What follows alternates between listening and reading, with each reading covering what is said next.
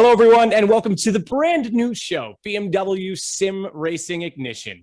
On this show, we're going to be giving you tons of information of the BMW esports world, because not only is BMW the home of virtual racing, but they're very involved with esports on the other stages as well.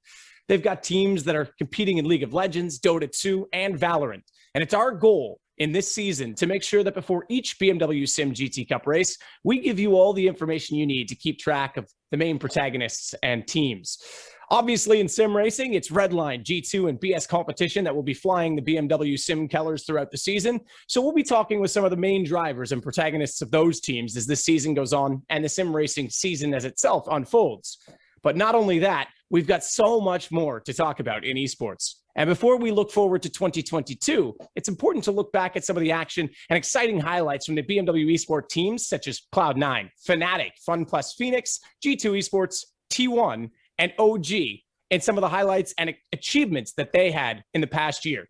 Welcome, everyone, to our little 2021 review session. Earlier in the year, we had 5 of the world's greatest esports teams fiercely competing in rivalry and thought. What could possibly be better?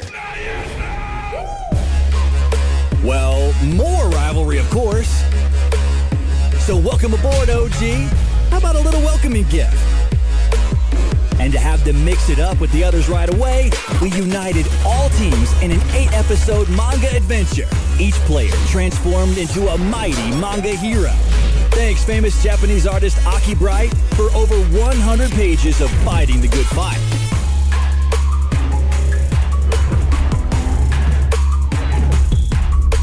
Meanwhile, in Munich, at our global panel for esports industry experts, we presented a game-changing prototype, the Rival Rig, an intelligent, sensor-driven setup by RivalWorks, the fictional company from aforementioned manga, now making the leap into the real world, on a mission to boosting players' performance.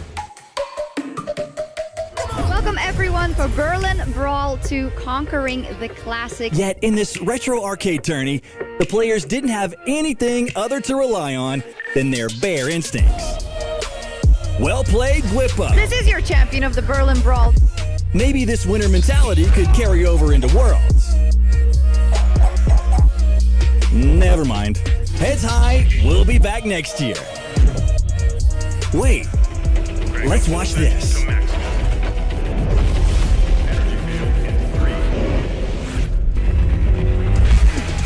All right, that worked out. Now let's see what the world's best freestylers could do with the first BMW ever in Rocket League. It's an EU-NA clash in the freestyle finals.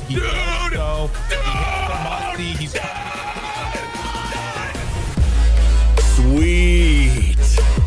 Nearing the more peaceful time of the year, our holiday special was meant to spread love, harmony, and battle mechs. Ah, so relaxing. And what better way to end the year than with some heartfelt gifts from your dearest friends? Well, to make up for these mean-spirited surprises, our limited collector's edition could serve as the perfect present. So thank you all for your support throughout the year. We sure had a blast, and soon, rivalry shall rise again.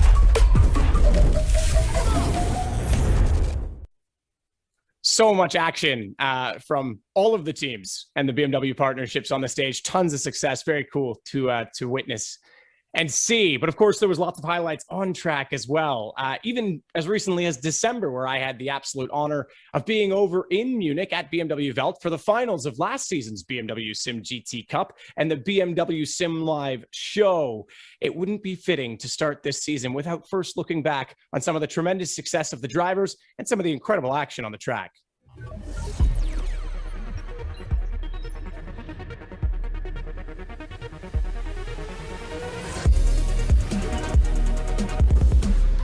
Hello and welcome to BMW Welt. It's BMW Sim Live 2021. My name is Matthew Sadokis-Trivet.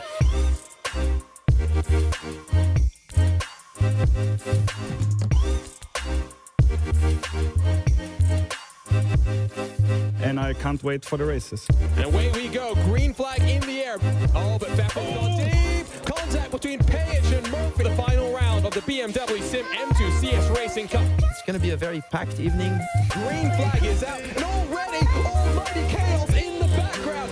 Big moment for the team, big moment for Roger. Super good racing. Yeah, but of course, there's no leading Niels Nyax. Congratulations, great race. Congratulations. Cheers, mate. Thank you. Appreciate it. Well, I did say there was tons of action on track, tons of highlights. What a season it was. It was very cool as well to be at BMW Welt in Munich at the finals, the BMW Sim Live finals for 2021. Bit of a different season this year. The M8 GTE is gone, and we have a different point structure, and it's all about the M4 GT3. What a car it is in iRacing. It's been my go-to for sure, the GT3s. I'm sure this man likes it as well. We're going to be joined right now by someone you just saw many highlights from, and it's Josh Rogers, who was so successful at that event. And here he is. All right, well, we're here now with Josh Rogers, back-to-back BMW Sim GT champion, which is kind of crazy, Josh, I'm sure, for you. But, it seems like just yesterday I was in Munich and we had that race. But now that we've had some time, kind of, I guess, Christmas, New Year's in between that race and where we are, how do you reflect on it? Yeah, I mean, obviously it's something that I still look back to. We have the trophy in the living room, so it's constantly reminded of it. But yeah, I mean, it was a fantastic weekend, a fantastic event for us, especially as a team. And especially considering how the final race ended out versus the first one. But no, yeah, we still look back at it with fond memories. And yeah, the fantastic trophy from BMW definitely helps keep that fresh in our minds. The cool trophy, that Pinnacle trophy. I remember looking at it pretty closely in the studio. Pretty cool that you guys have it in the living room now. Good reminder, good motivation for you and also for Coanda, because it's not just you. Every time we talk to you, we can see that lovely purple floor. It matches your shirt and all the other rigs in the room. Talk to me a little bit about preparation within the team house environment and what kind of goes on day to day with you in that situation.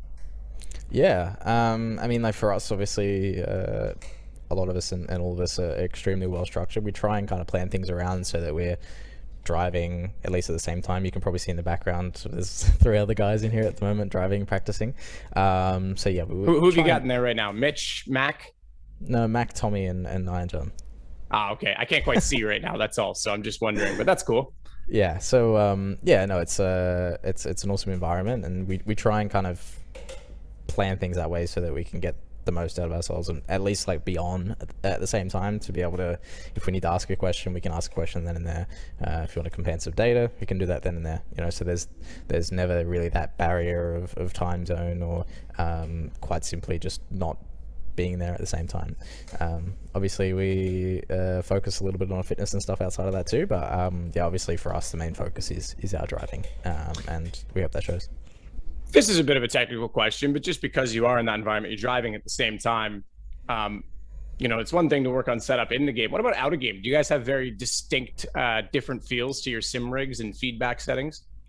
Wheel and pedal wise actually relatively similar. I think seating position definitely differs for some of us, obviously mainly from the difference in height. For example, Mac towers over the top of me, but like at least just from a posture perspective, like for me personally, I prefer to have my wheel angled down a little bit more. Some people prefer it upwards, but yeah, across the board it is relatively similar. The biggest difference probably comes in pedal. Brake pedal relatively similar across the board for all of us, but I know a lot of us like our throttle a little bit different. So yeah, like it varies a little bit in that regard, but from every other aspect, the rigs are actually really similar to one another, which also helps too, especially in an endurance race. If you're sharing rigs, you can kind of jump between the two, and it's not usually too much of an issue. Yeah, I was thinking endurance racing in my head when you said similar posture, but it's not like you're sharing the exact seat and wheel all the time like you would in real life. You've got kind of jumping between sims. It's kind of a cool thing of the endurance world. Yeah, obviously the Coanda House work structure, having that team around you is important. You're not the only team though, and there's been some rivalries this year. Obviously, Coanda has, for your sake, and I'm sure you guys are very proud of it, been on the winning side a lot this past year. But there are other teams, guys like Redline. Redline's the first one that comes to mind. But I mean, obviously you've got Beneke, who's Mr. iRacing in a lot of ways, first guy over the 10,000 iRating. Talk about some of those rivalries and what I guess the good and bad. I'm sure there's days when you hate them and there's days that you love them. And do you love beating them that much? I mean, for me, like, obviously rivalries is a big thing, but I like to look at all my competitors exactly the same. It helps with having that respect out on track too, not necessarily one to hold grudges.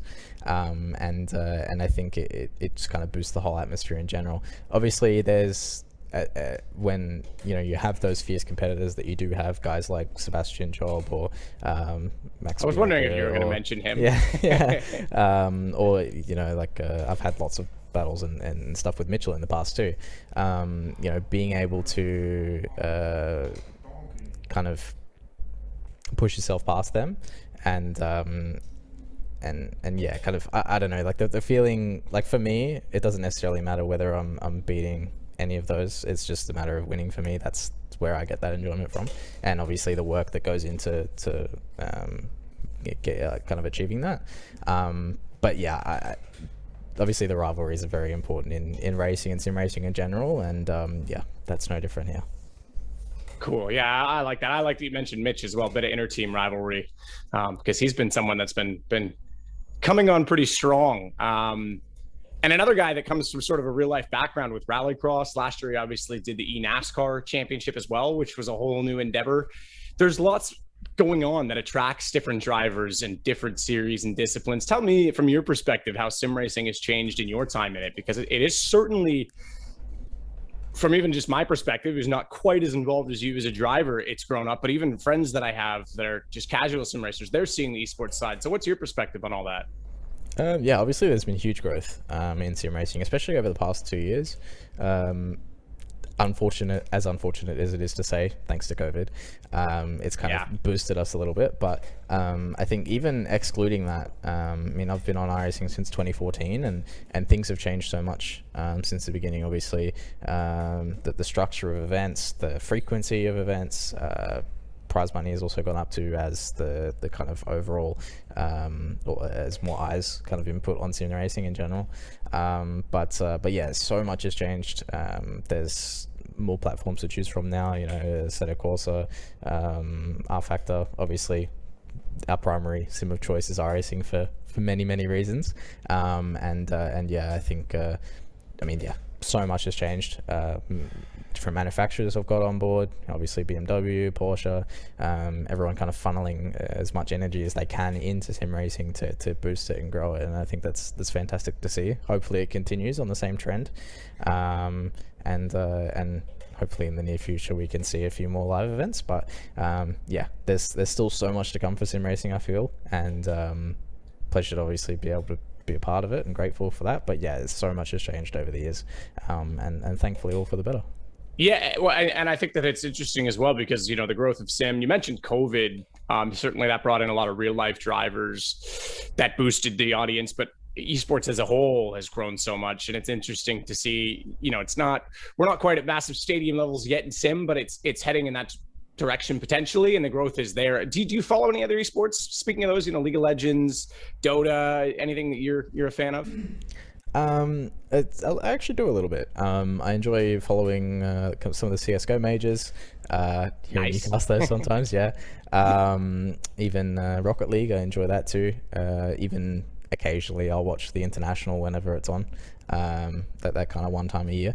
But no, yeah, I do enjoy dabbling in other esports. I don't necessarily play them too much. I'm too busy driving, but sure. I do enjoy just kind of sitting down in the evening and watching them, and especially CS:GO. I think that's all these kind of other esports too. They kind of show kind of the possibilities of what we can do in sim racing too.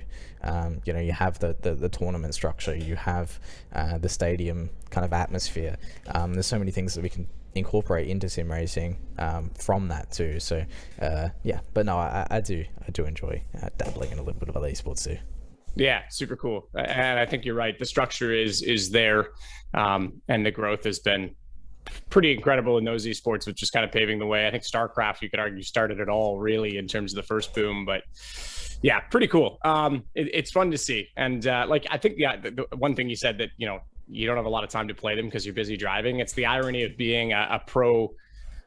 I know in this case, we would like to refer to sim as driving, but a pro gamer in any genre is that you're less of a gamer than most of your friends who play many games. You play one game and that's all you have time for. So it's kind of ironic in that sense.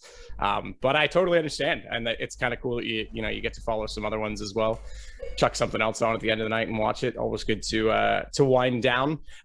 Let's focus a little bit though, coming into 2022 now, because with the BMW SIM GT Cup, this year there is a change in structure. Last year, you guys qualified based on who won races, and in the M8 for the first half, and then switched to the M4. This year, we've got M4 only, which obviously you won the final in, so pretty comfortable in that car so far. And you've got a point structure. How do you approach this season, and what are your thoughts on the changes?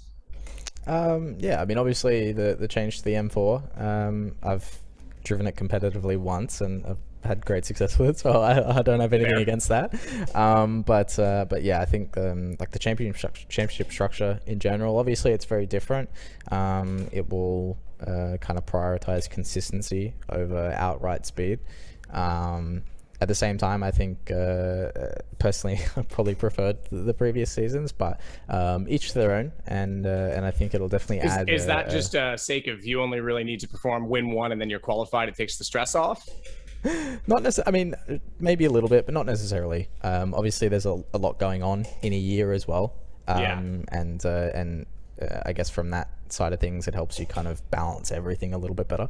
But that being said, though, it's going to add a completely different aspect to it, and something that I'm sure is going to produce a lot of excitement, especially towards the end of the season too. I think once kind of the points kind of start to really I guess channel in, and you really see, okay, who's going to make the cut and who's not, and all those kind of battles and different areas to focus on. I think it'll definitely add a lot to the atmosphere, and especially I think maybe make it a little bit more special when you do qualify for that event in the end, because it's been a whole year's worth of work to get to that point, rather than potentially one race. But yeah, sure. I think there's so many positives, but there's always going to be both sides of the apple too. Yeah, well, like you say, different structure this year. But speaking of one race, last year, that final, there was a few other drivers that impressed. I thought Alejandro Sanchez was someone who came through with a different strategy, the alternate strategy going long from you. What do you expect this season? Anyone that you kind of got your eye on that could be a surprise? Sure. I mean, plenty of guys. Obviously, Alejandro again. He's with Apex now, and I think there's obviously going to be the main guys. You know, you got Binnica and Redline. Pinto also has been strong. See our guys too. People like Charlie who are developing so quickly. So yeah, it's going to be interesting to see. I think we'll see a lot of the same battles, and lots of different strategy opportunities too. I think given the format. So yeah, no, I think it's going to be an exciting season. But yeah, I think across the board we'll probably see plenty of the similar battles. Hopefully we're towards the front, but we'll see what happens. It's a long year. Cool. Well, best of luck. It's always exciting when you guys are driving, when you guys are racing. And I think the BMW SIM GT Cup has always provided great action. So we're looking forward to it. Thanks, Josh. Thank you. Well, I think it's fair to say that Josh is absolutely one of the stars of sim racing as a whole. Certainly in iRacing has had tremendous success. And as he says, and obviously he's preparing for this season with BMW SIM GT Cup, the back-to-back champion, but lots of other stuff going on this season as well in that Coanda house and in general across the board. So busy man in the sim world, no question about it. But that said, we're also going to focus a little bit more on someone who's behind the scenes with iRacing. Kevin Bobbitt, the Director of Marketing and Communications with the iRacing platform, is going to be joining us in just a second, because we need to pick his brains on how this is all working, how the partnership with BMW's transpiring, and obviously the new car, how it's been going in iRacing so far. And here he is, Mr. Kevin Bobbitt. Kevin, good to see you as always. How are you doing? Doing well. Happy New Year. Thanks for having me. Yeah, Happy New Year. It's crazy, right? It's weird. The calendar's like such a suggestive thing during this whole pandemic. Time just goes by and I don't even realize it. But here we are, it's 2022. You have to check the calendar to know what day of the week it is, right? It's true. Yeah, actually, that's not wrong. But that's exciting that we're at 2022. Obviously, your job, Director of Marketing and Communications with iRacing. I'm sure you've been doing a lot of different stuff right now because things are moving forward very quickly in the sim world. Tell us a little bit about iRacing and the plans for 2022 and kind of what you've been up to specifically. Oh gosh, well, you know, we've been busy. Lots of stuff going on. You know, the BMW Sim Cup is obviously coming up fast. It's happening, right? So excited about that. But we're continuing to work on the product, add content, all the usual things, but at a more rapid pace. We've been expanding the company, hiring more people, things like that. So it's exciting. It's fun to be part of. Like you said, all the days run together, right? We just had our quote holiday break, but everybody was working. So but it's all good though. Here's a question. You can see it a little bit in the numbers of who's online, but from your perspective, speaking of holidays, I'm sure there's lots of people that get sim stuff for Christmas or whatever. Do you see an increase in server traffic and sort of users during this time of year? Yeah. I mean, I think that, obviously there's some gift giving, but there's also, despite what I just said, we were super busy, but a lot of people do take time off, right? True. Either they're off from school or university, or if they're older, they're taking vacation, trying to get their last few days in before the end of the year. So, free time equals time that you can go do things that you enjoy. And a lot of iRacers enjoy doing iRacing. So yeah, for sure. We see a lot of people online. There is, quote, the holiday bump. Our business is not as seasonal as, maybe a regular retailer, like Walmart that probably, does up most of their business in December. But we certainly see more usage this time of year when people have some time to do the things they want to do and not just work. Yeah, absolutely. That's a good point too. Yeah, I was thinking just sort of about new users or excitedly using new gear. But yeah, you're right. Just the free time aspect, people that get to sit down and enjoy themselves in a lot of ways. Hopefully they enjoy themselves all year, but you know what I mean.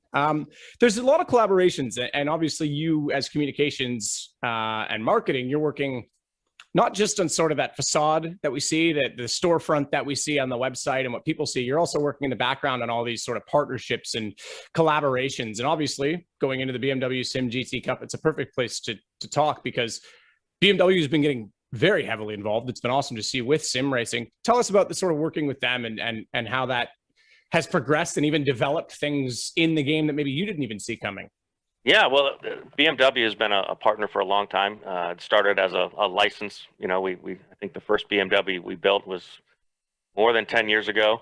It was a GT3 car, the Z4, which was hugely successful. And that was a typical sort of, we wanted to build that car. They were happy to work with us, and our members loved it. But the relationship and partnership has really grown. BMW, several years ago, I think, identified that they wanted to be part of esports. They didn't want to just have their cars in esports. They want to be part of the community.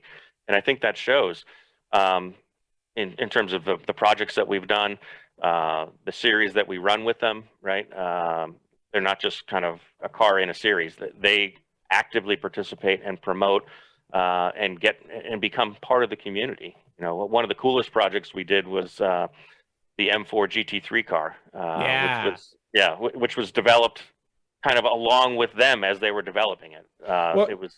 Oh, go ahead. Sorry. Well, I was going to say, I think it's very cool and it's a good point, and I didn't want to cut you off, but yeah, like that car was introduced to the world through iRacing before it hit the track in real life. And like you say, that development was kind of hand in hand with BMW being hands-on. And correct me if I'm wrong, this kind of all started with the first BMW Sim 120. The winners in 2019 went to the Le Mans. Yeah, absolutely. You get to go there in person, right? Back when people could go do things, right? Yes, yeah. The world shut down. Yeah, and I think that was the first big program we did. But then the M4 GT3, we've never been able to develop a sim version of a car alongside as the real world car is developed. Typically, the way it works is the car is built, and then it's identified as something we want to add, or the manufacturer comes to us and says, hey, do you want to add this? But that was the first time we did it alongside them. And we actually released a prototype version, just like they had a prototype version.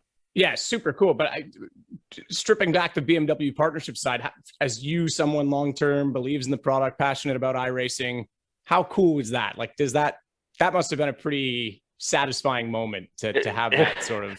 Absolutely. It was fun to be a part of it. Something we'd never done before. And to work with the folks at BMW, get the access that we needed, to work on it, to collaborate. Not suggesting that we designed the car for them. That's not what we did, but we worked alongside them. And that was super fun, to have their test drivers giving us feedback along the way. Yep, this is working. And then to hear from them, oh, we're gonna make some mods, because they had to make some modifications along the way after the car was being tested in the real world, and then to implement those into iRacing and have those, you could physically feel the difference. That was really neat to see. I feel like, yeah, that's pretty standard, right? They're always going to make changes. It's absolutely, especially in a balance of performance world, you're never going to roll out of the box perfect, and there's so much to go into for endurance racing. Was that another challenge in itself? Instead of sort of releasing it's never a final product, but a quote unquote product that's replicated, their goals are changing unexpectedly. Did that make things more complicated for you guys, or was it actually easier to implement with that feedback constantly coming in? A little bit of both, right? It's more work because you have to build essentially 2 cars for 1 car, but it's the challenge. It's less challenging because we're getting so much feedback along the way, right? Some of the feedback we kind of took and said, okay, we're going to wait until you guys are done. Let us know when you're done making changes, and then we'll implement those in one batch. Because even if there was a graphical change, that becomes a big art project on our end, right? Yeah. It's not just, we don't just bolt on a new wing. Right? There's more behind the scenes that goes on. So challenging but rewarding, and I would prefer to do it that way every time. I don't know if all the devs on our side would say that, because it is more work, but I think it ends up with a better product. Well, I was going to say I've really been enjoying the car. I know BMW might not like this. I prefer cars that have a little bit of understeer, because I find you can wrestle them a little harder than a car that snaps. But it feels like a BMW with that little bit of front engine understeer. It has some of the DNA that actually reminds me of driving a proper BMW in real life. So I think you're a BMW guy, right? You've got a track car, right? Yeah, well, it's behind me on the screen there, the E46 M3, which I know that's generations ago, but it still has that same BMW DNA in it, right? It's got that front engine, rear wheel drive, very balanced car, bigger car in the GT world, not quite the M8 big, but the M4 in game has a lot of the same characteristics where you fight through the understeer a bit and the car becomes extremely balanced. And I think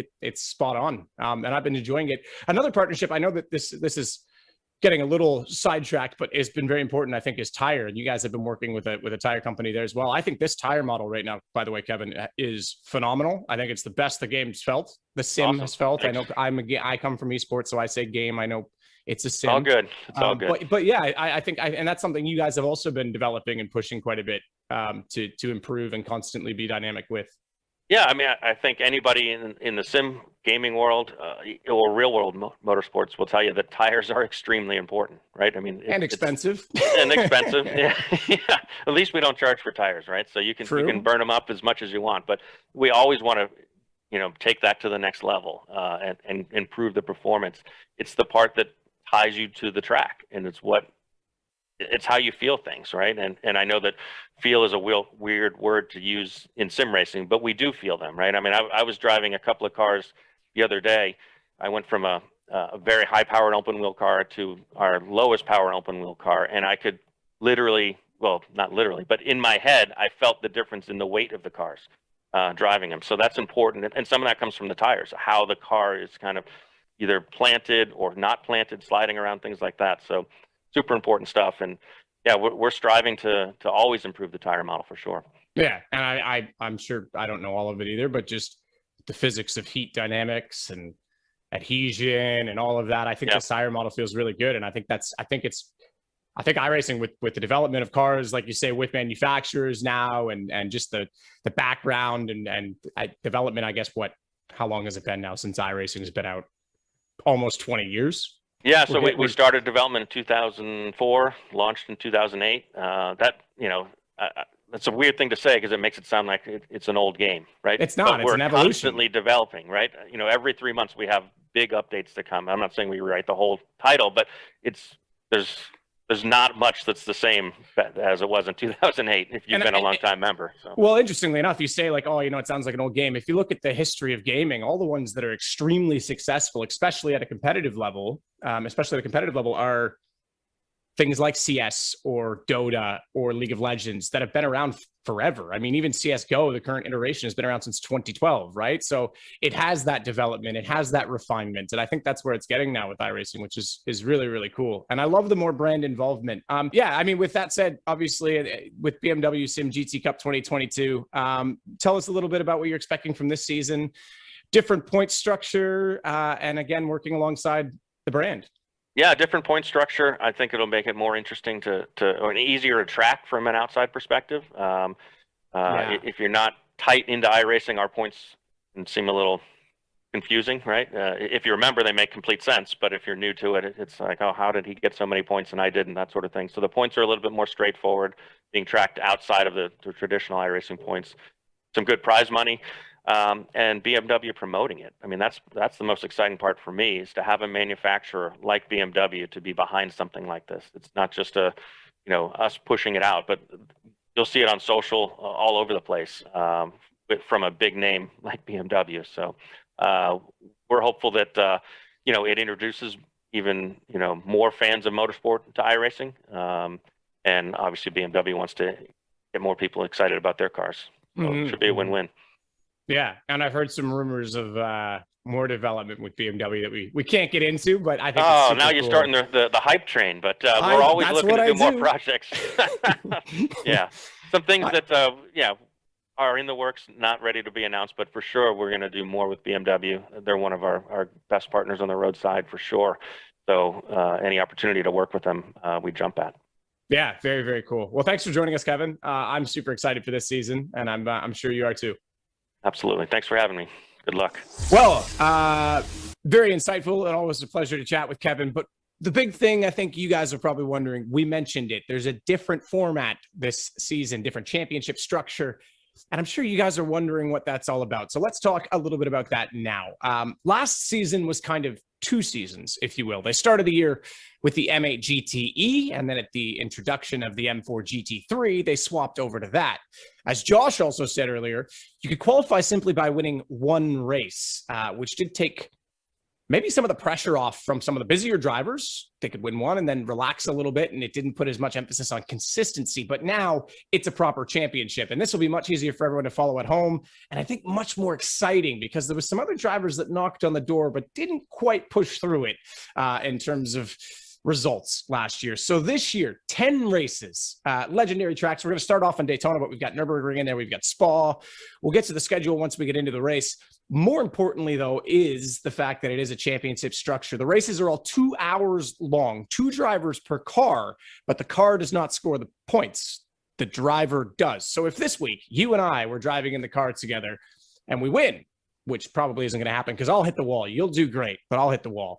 If we win, we get both the winning points. But next week, let's say you race again, you decided I wasn't quick enough for your liking, you take a different teammate and you win again. Well, now you will get double winning points, and the co-drivers, myself, wouldn't get this points for the second week because I wasn't part of your team. So it's individual points to the drivers, despite that they are qualifying essentially in the same car as teammates. And then, of course, the season, BMW Sim Live is where it will all conclude. And in that, it will be a shootout, no team cars. It is the drivers themselves going against each other. So different structure altogether. The other interesting, very cool thing that's going on is a community prize. This is a $250 credit, iRacing credit prize that will be randomly selected from everyone outside of the first split. So from split 2 downward, someone's going to win some credits each week in the BMW Sim Cup races. So keep an eye on that. Get involved. Have fun. iRacing's awesome. I'm going to jump on as soon as we're done this show, as soon as we're done watching today's race. But I hope we were able to give you some insights. I hope that we've given you something to kind of look forward to and maybe wisen you up going into today's race. It is just the first week of this. We're going to be doing this at every BMW Sim GT Cup race this season. We're going to have so much more to talk about as we get into it too, because not only will we have a race already gone by and some highlights to talk about, but the other esports are coming out of the Christmas break as well, and they'll resume their schedules. Like I said, League of Legends, Dota 2, Valorant, all the teams we mentioned at the top of the show. We'll get a chance to chat with them.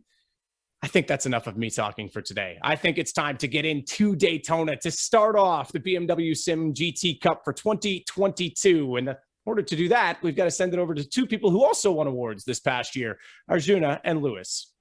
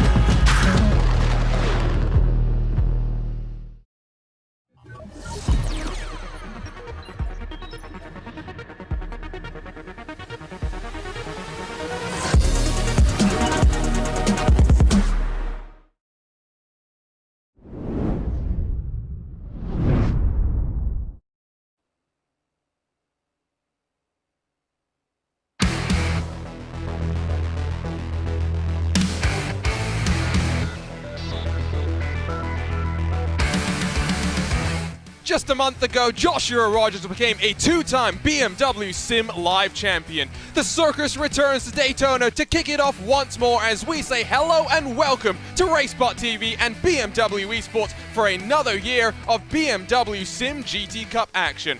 My name is Arjuna Kankipati, delighted to be joined once more by Lewis McLeod, and you can follow along with live timing and scoring throughout today's event and across the entire season by heading to racespot.wtf/BMW. Lewis, it's hard to think about the fact that it was just at the end of November that BMW Sim Live came and went. Pleasure for us to be a part of it, commentating on 3 different simulators as we handed out more than $100,000 in prize money. But like I said, the circus returns here today, and we start with a fuel-saving race at Daytona. But let's be honest, fuel saving is the name of the game here in the BMW Sim GT Cup. Yeah, I mean, it's great to be back. The build-up to BMW Sim Live once again starts here in January, fitting, of course, to race in Daytona to open the year. It's such an interesting venue, one that we don't typically see that much race, but here in the BMW Sim GT Cup, it's always provided great racing, and like you say, fuel mileage is going to be critical today. You're going to have to save 3-4 laps a stint to make it to the checker flag on just one stop. That says to me that we are in for a big train.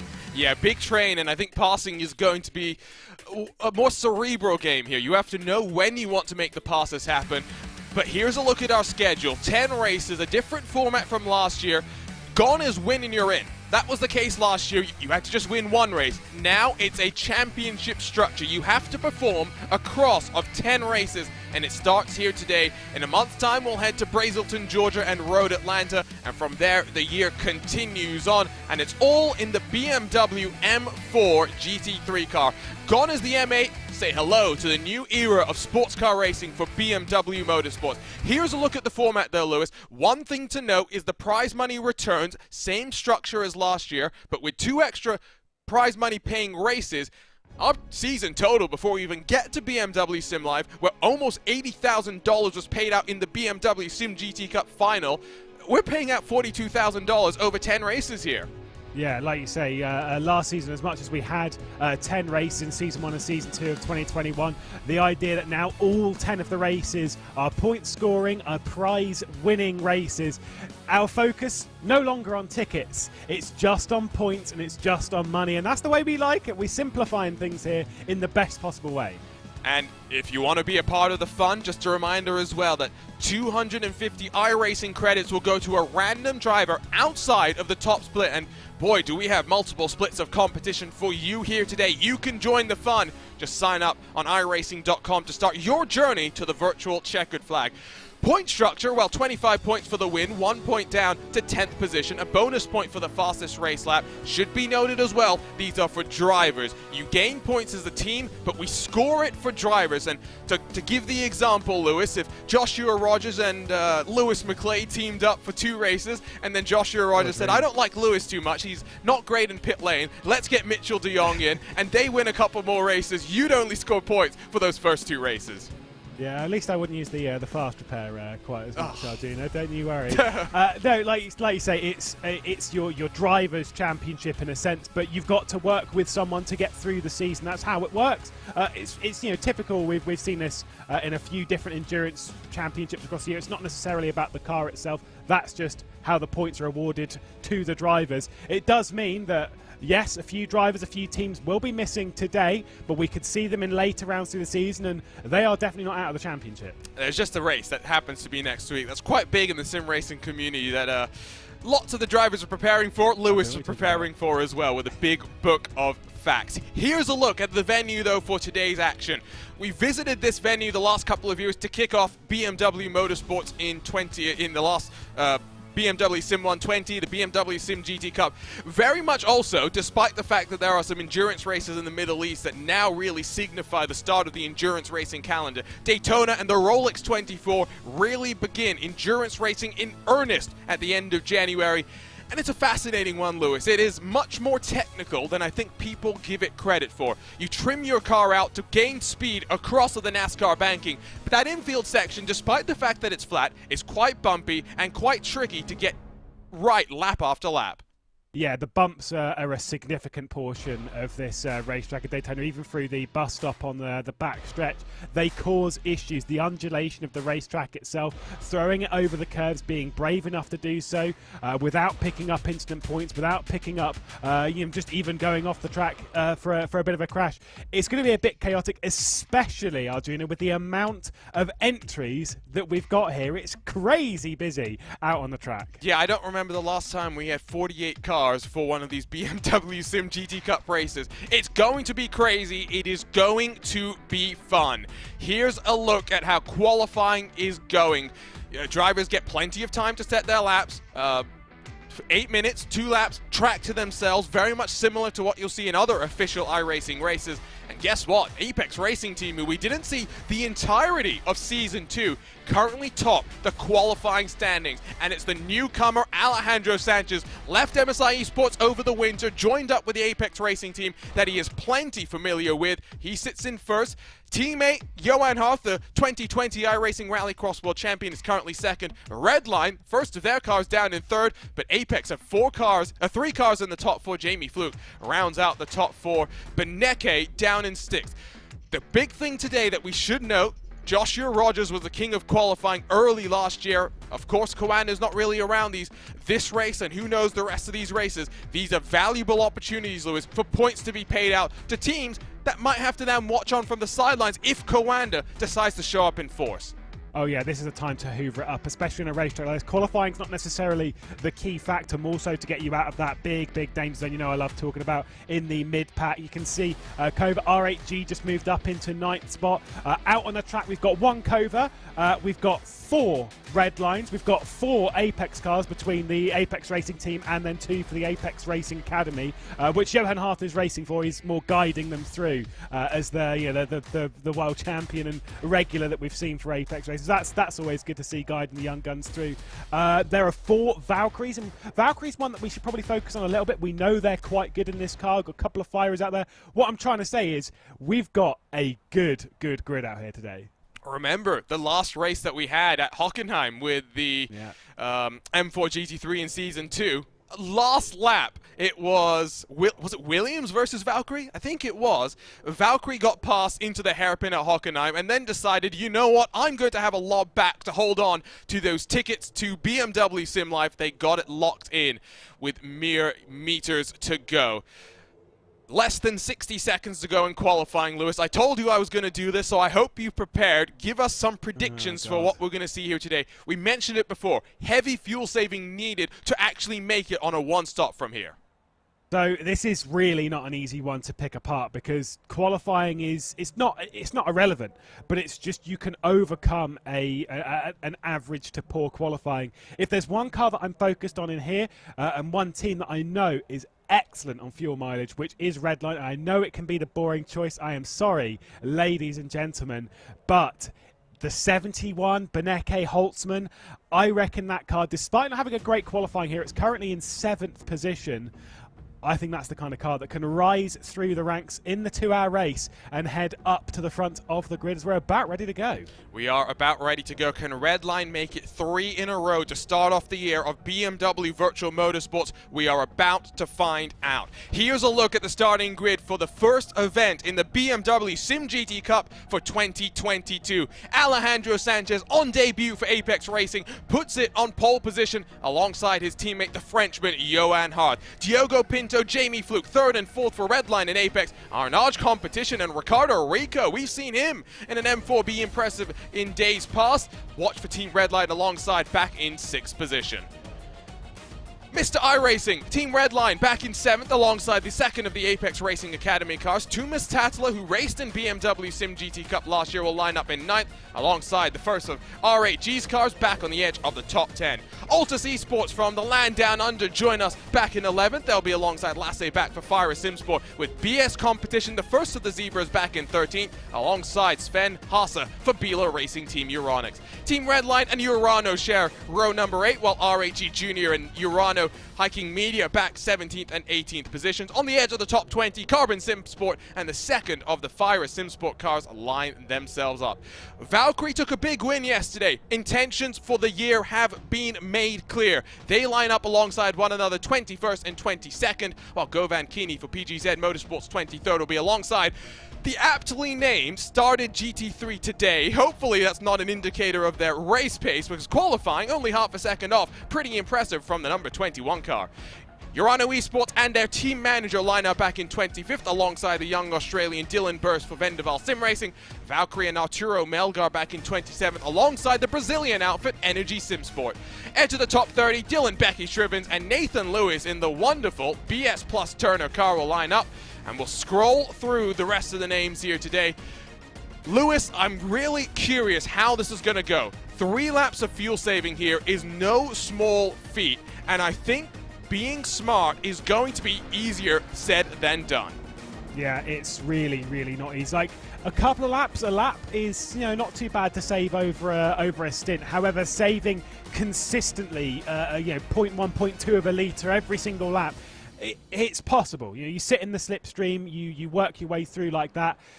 It's hard, but especially if you've qualified down in the pack, that you've got to work your way through whilst also saving fuel and stuff. It can be done. I'm just going to throw back to one stat that I remembered from last year, BS competition in the 89. They finished inside the top 5 with a 5th place finish after starting 19th. Now, a day like this, a grid like this, the idea of someone starting 19th, 20th, hey, even back to 30th and still getting up inside the points paying positions, which is now our focus in BMW Sim GT, I would not rule it out.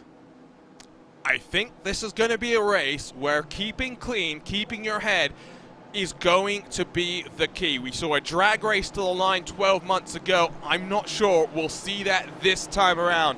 It's time to kick things off, though, for virtual BMW Motorsports. Apex in control. We are racing in the 2022 BMW SIM GT Cup. Storming themselves down into turn number 1. Single file for the top 2. Red line down the inside. Carnage across the start-finish line. Not unexpected with 48 cars in the field, but the top 20 cycle their way through down into the International Horseshoe. They get themselves cleanly underway for this race. All Fire was off there as well. With someone off on the inside. It's just a little bit tight as they've all sort of gone through the S's section. Oh, Valkyrie! Gone all over in the nose. Valkyrie kicked off some chaos. They took out one of their teammates as well. Rule number 1 of racing, do not hit your teammate. Wasn't direct contact, but incidentally, one of the Valkyrie cars now off. Redline have stormed their way up into second. Great start from Diogo Pinto as he works on chasing down Alejandro Sanchez. Yeah, not a good start for some, great start for others. We were expecting a chaotic start as everyone just trips over themselves running around this first section, but now we get onto the banking. Now everything will start getting into a bit of single file and potentially even back to 2, maybe even 3 wide going into the bus stop as everyone's just trying to find that early position. But look at the start that the Apex Racing team has had. Absolutely sensational from Alejandro Sanchez. He's pulling away and trying to break the field. Yeah, it doesn't look as though there was much fuel saving going on there. Look at the shot, though, of the cars through the bus stop chicane. Fast, technical, but so much fun when you get it right. Looks like Red Line Blue is all over the back potentially. Oh, there's a car off in the bus stop as well. Looks like Alexander Spetz. That might be the started GT3 Racing Today team. Here, though, is that charge from Chris Lullum in the Red Line Blue car. Almost bump drafting. This is not NASCAR, boys. But they're still going to try it because, let's be honest, this is Chris Lullum thinking of the long game here, whilst also ahead of him, his teammate Diogo Pinto's being helped out himself. There goes Chris Lullum back to the inside, going down into the first corner. Should be able to pick up the position on the Apex Racing car, so he's pushed him all the way up to turn 1 and then got through. Here's BS Turner. That's Nathan Lewis, who runs himself deep into the corner as he tries to challenge Sebastian Schmallenbeck in the number 9 Urano car. Nathan Lewis has gone off the track as he tries to shortcut that little jink of a chicane that you've got. Vendaval takes advantage. Looks like full-time esports will try and take advantage as well. This is a chaotic start, to put it mildly. Yeah, this is the idea, again, of fuel saving is sort of going out of the window just a little bit here as they're all just trying to rush and find the early track position. Things will calm down in about 15-20 minutes time, I don't doubt that, but by that point you've already burnt off way too much fuel. It's all about picking your targets just right. Diogo Pinto, by the way, the driver that is in second position, let's not forget how well he did on the fuel mileage when we raced in Monza in season 2 of 2021. You're learning to go quick while saving fuel is not an easy task, and it is going to be the talk of the day as we focus on the battle down around about 10th place. That's Urano and Brian Lockwood, who's making an appearance for the German outfit. Of course, usually races with Team Racecraft, the World Championship competitor. Rainer Talvar will slide it down the inside. Next in line will be Tuomas Tatila for the Finnish Kova Esports. Brian Lockwood having a few technical challenges, which at a track like this, Lewis, not going to make life easy in the thick of the pack.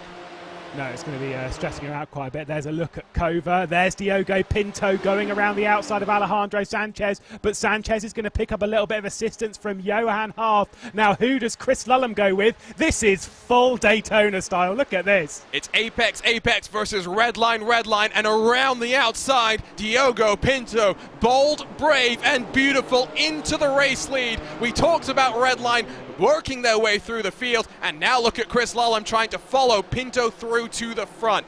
I think this is good for Alejandro Sanchez, though. If fuel saving is as crucial as we think it's going to be, he might want to sit back in second, maybe even third, as Chris Lullum bullies his way past Johan Harth.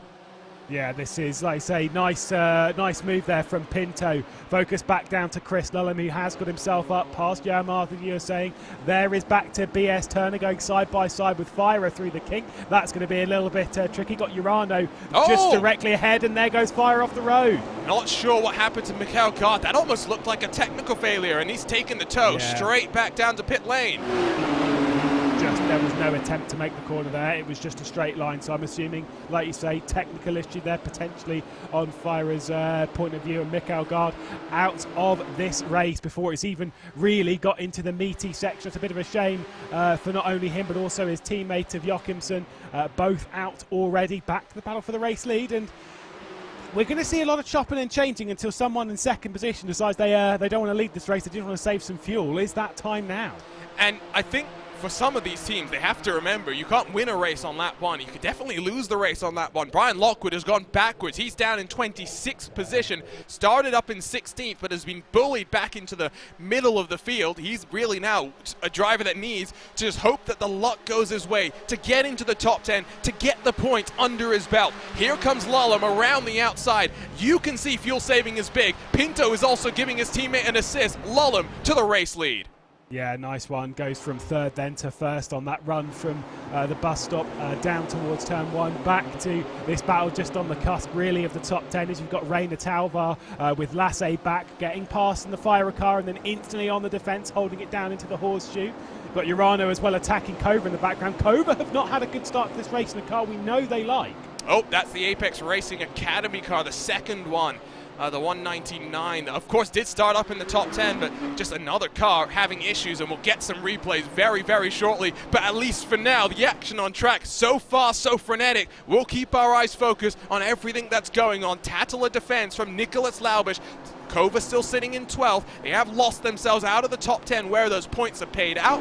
But we know Kova can be patient, biding their time, waiting for the opportunity. Now, you said it at the start, Lewis, in qualifying itself, Redline might be one to watch. They control the pace of this race now. And when fuel saving is so important, controlling the race equally important. So what does Diogo Pinto do? Does he just assist his teammate by pushing him? Again, going full Daytona style. In a sense, they might be asking the question, where's Max? Max Benecke, who's dropped down a position from the start only to 8th place, but again, Redline love to play the long game here. Now, Apex could learn something here. They could just sit, I mean, obviously they're a well-experienced team themselves, so learning whatever. They might also think, right, okay, let's pump the brakes on the racing and let's also start playing the long game. If Redline are willing to sit out front and burn fuel, well, we're willing to sit here in the slipstream and save. Doesn't look as though in the top 10 or so that there's any moves going on. The top 17 have somewhat broken out of drafting range. 1.8 seconds, almost 2 seconds separates PGZ Motorsport from BS Turner. So really, you said it was going to be a draft party. That's kind of what we're seeing now. Going to be important that for cars at the tail end of this field, they include the likes of Simeon Lynch, the driver that was embroiled in a fight all the way to the end of the BMW SIM GT Cup season, to stay in the mix. Make sure they don't put themselves in a position to have lost the chance for points before it has even started. I think with 8 minutes down, it's calmed down enough, Lewis, that maybe we can go ahead and try and pick up some of the incidents and action that happened on the start. And I think it began with Casper Lund in one of the P1 Esports cars, who tried to maybe get the launch there and, well, a bit aggressively cutting down to the inside and cause a huge chain reaction. Look at that. Yeah, Valkyrie were involved in it. I think one of the R8Gs might have been as well. It was just absolute madness. So like you say, there was once again, see at start, just tries to get back onto the low line. That is something that you do see in a NASCAR start, typically, trying to get down onto the low line. But for Casper Lund, that was a pretty catastrophic error, not only for themselves, but for pretty much everyone else involved there. There's one of the 4 Valkyries we've got out there today as well. And their days are all pretty much over as they've begun. Now, there is a fast repair, but it's not going to really help you in that sort of a situation. Then something happens to Mateusz Luchac in the Carbon Sim Sport number 13. You can see another car got speared off wide. That was what happened with the Valkyrie car. He shoved it down the inside, and you can see his teammate ran wide. More chaos and carnage in the International Horseshoe. Arturo Melgar got mixed up in that one. So did Dylan Shrivens. It was chaotic. Now let's see if we can pick up some of the other incidents that we saw. I did see something happen to Neto Nascimento, I think potentially involved in that incident for Energy Sim Sport. They just, I think, had too much damage. They had to reset themselves, take the tow back to pit lane, and potentially that fast repair. What happened to BS Turner here, though? That's what I was looking to see. Is there contact? Might just have been an inch of it. Very, very light. That's the kind of thing that tends to happen through there. It's actually what we saw, I think on lap 1 it might have been, before everything was really kicking off a bit further down. I think it was Max Benecke in one of the Fira cars that did very, very similar thing. As it goes right and left, when you're in the car, it's actually unbelievably hard to tell where the track actually goes, because you've just got BMWs all over the place. Speaking of Max Benecke, look how wide he went in that one. And that's what happened to Brian Lockwood, tagged around by Kova Esports and Tumas Tatala, so pointed in the wrong direction. I have a feeling if we take a look at what happened to the Apex Racing Academy car, might have been something similar. Let's jump on board though with Mikkelgaard and watch here, because I think this is a technical failure. No, I think maybe that car is significantly damaged. Very hard to tell from that angle. Clearly, it was, like you say, just pulling off the road. There wasn't anything that happened in the immediate instance. It must have been something before if it was damaged, but just pulls straight off the track and thinks, nah, I'm out of here, lads. Have fun.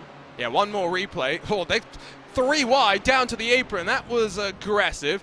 And I think Urano bumps BS, who bumps Apex. That's a classic checkup here at Daytona. Let's grab an aerial angle of this one, Lewis. And finally, we'll focus back on what's happening live. Yeah, well, we'll see. This is, like you say, there goes BS Turner getting past Urano. There is... I don't think there's contact from Urano to BS. Yeah, I don't think there was any contact. It was just BS on the Apex car, unfortunately. But it was so light on the rear. But that's it. In turn 1, you don't need heavy contact. You're already braking. You've already got all of the load going towards the front of the car. You're turning left, so you're essentially lifting that rear left off of the road. And so even a light bit of contact on there, that's it. The grip's gone. Absolutely. Let's jump on board with Johan Harth and ride around through the banking. This is much steeper than this angle gives it the indication that it is. And one thing that you'll see here today is how low these cars are going to go. In 2 weeks' time, when iRacing returns here for the Rolex 24, the first of the iRacing Endurance Team Special event, that's when the multi-class traffic will make things interesting. You'll have to find the right line at the right time to position yourselves correctly. But positioning yourself correctly, if we see another photo finish, Lewis, is going to be fascinating, because I don't think you want to be leading coming out of the bus stop. You want to be the car in second, grabbing the toe all the way to the checkered flag. Wasn't it what happened last year between the two red line cars? 'Cause I'm pretty sure going through the bus stop, it was Verstappen and Gianni that were leading, and then teammates in the 71 Vecchio and Wallmeyer went around the outside. If I remember correctly, they weren't leading through the bus stop and then did lead over the line. I'm pretty sure over a year ago. I'm pretty sure there was some team games going on though there, Yeah, because probably. they wanted the sim racers to get the tickets to Munich. Don't think they minded so much if Gianni and his teammate didn't, if you know what I mean. They were focused on the task at hand. Side by side, left side, the train in the lead. Right side, it's BS Turner, that first car in the peloton, as it were, coming under fire from Gustavo Ariel, a driver that we saw in the VCO Pro Sim Series, Lewis. He can mix it up with sim racing's finest. Yeah, it was one of the fastest in practice. I think it might actually been the fastest in practice. You know how much I love my practice You love times. it. I do love going back to practice times. It's always something to talk about. Vlad Kimichev, by the way, he's sat just on the rear end of this train as things are starting to get broken up just a little bit. Oh, as there's a dive from Arnage competition down the inside of Fira. That one there being for 9th position. Just on the cusp of the top 10 is BS Competition, who are now thinking it's their time to bounce with Reina Talvar behind the wheel. Oh, this is fun. This is now with some separation forming between Kimichev and Beneke, 1.1 seconds, not totally out of draft range, but this is where you start to wonder when it comes to the fuel saving, how different teams and different drivers are thinking about it. Ricardo Rico goes defensive on the entry to the bus stop. Will that compromise him all the way down out of this chicane in towards turn 1? At least for now, he's got 2 car lengths between him and the car behind. A couple of car lengths further back is BS Competition. Beneke, I wonder if there's damage to his car here, Lewis. Very light on the right-hand side, I believe. It's kind of hard to tell from this angle, but if you keep, if we were to get an angle where you can see it on the rear right, there is a scuff. That would have been from contact on lap 1 between themselves and Fire. I don't think there's anything major. You can just see a little bit of scuffage on the right-hand side. Once again, either way, Arnage, Fire, and a bit of Kova, a bit of BS, all going to go toe-to-toe through turn 1, and Kova pick up the spot, as we kind of expect from Kova.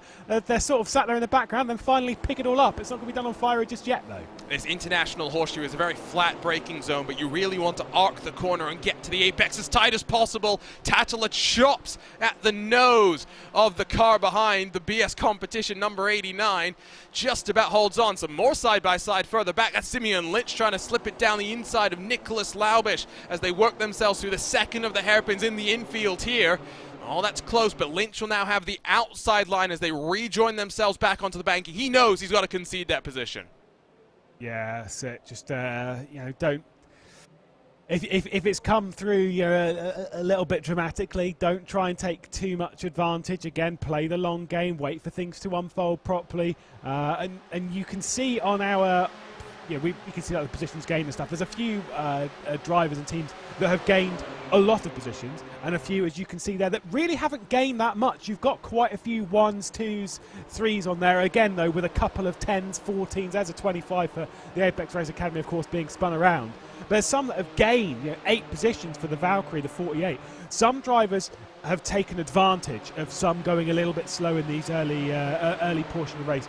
Others are just waiting. They're waiting because they know that their time will come, and it'll potentially be in 45 minutes' time when we get to the pit stops.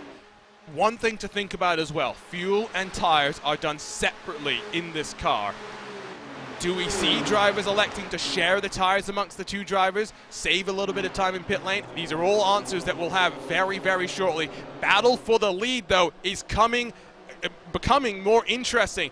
The swarm is forming. Vlad Kimichev looks to the inside of the Apex Racing Academy car. Johan Hoth behind the wheel of the green, white, and black machine. He'll have the long way around, a little bit more momentum, but might just be squeezed because Kimichev is looking strong here.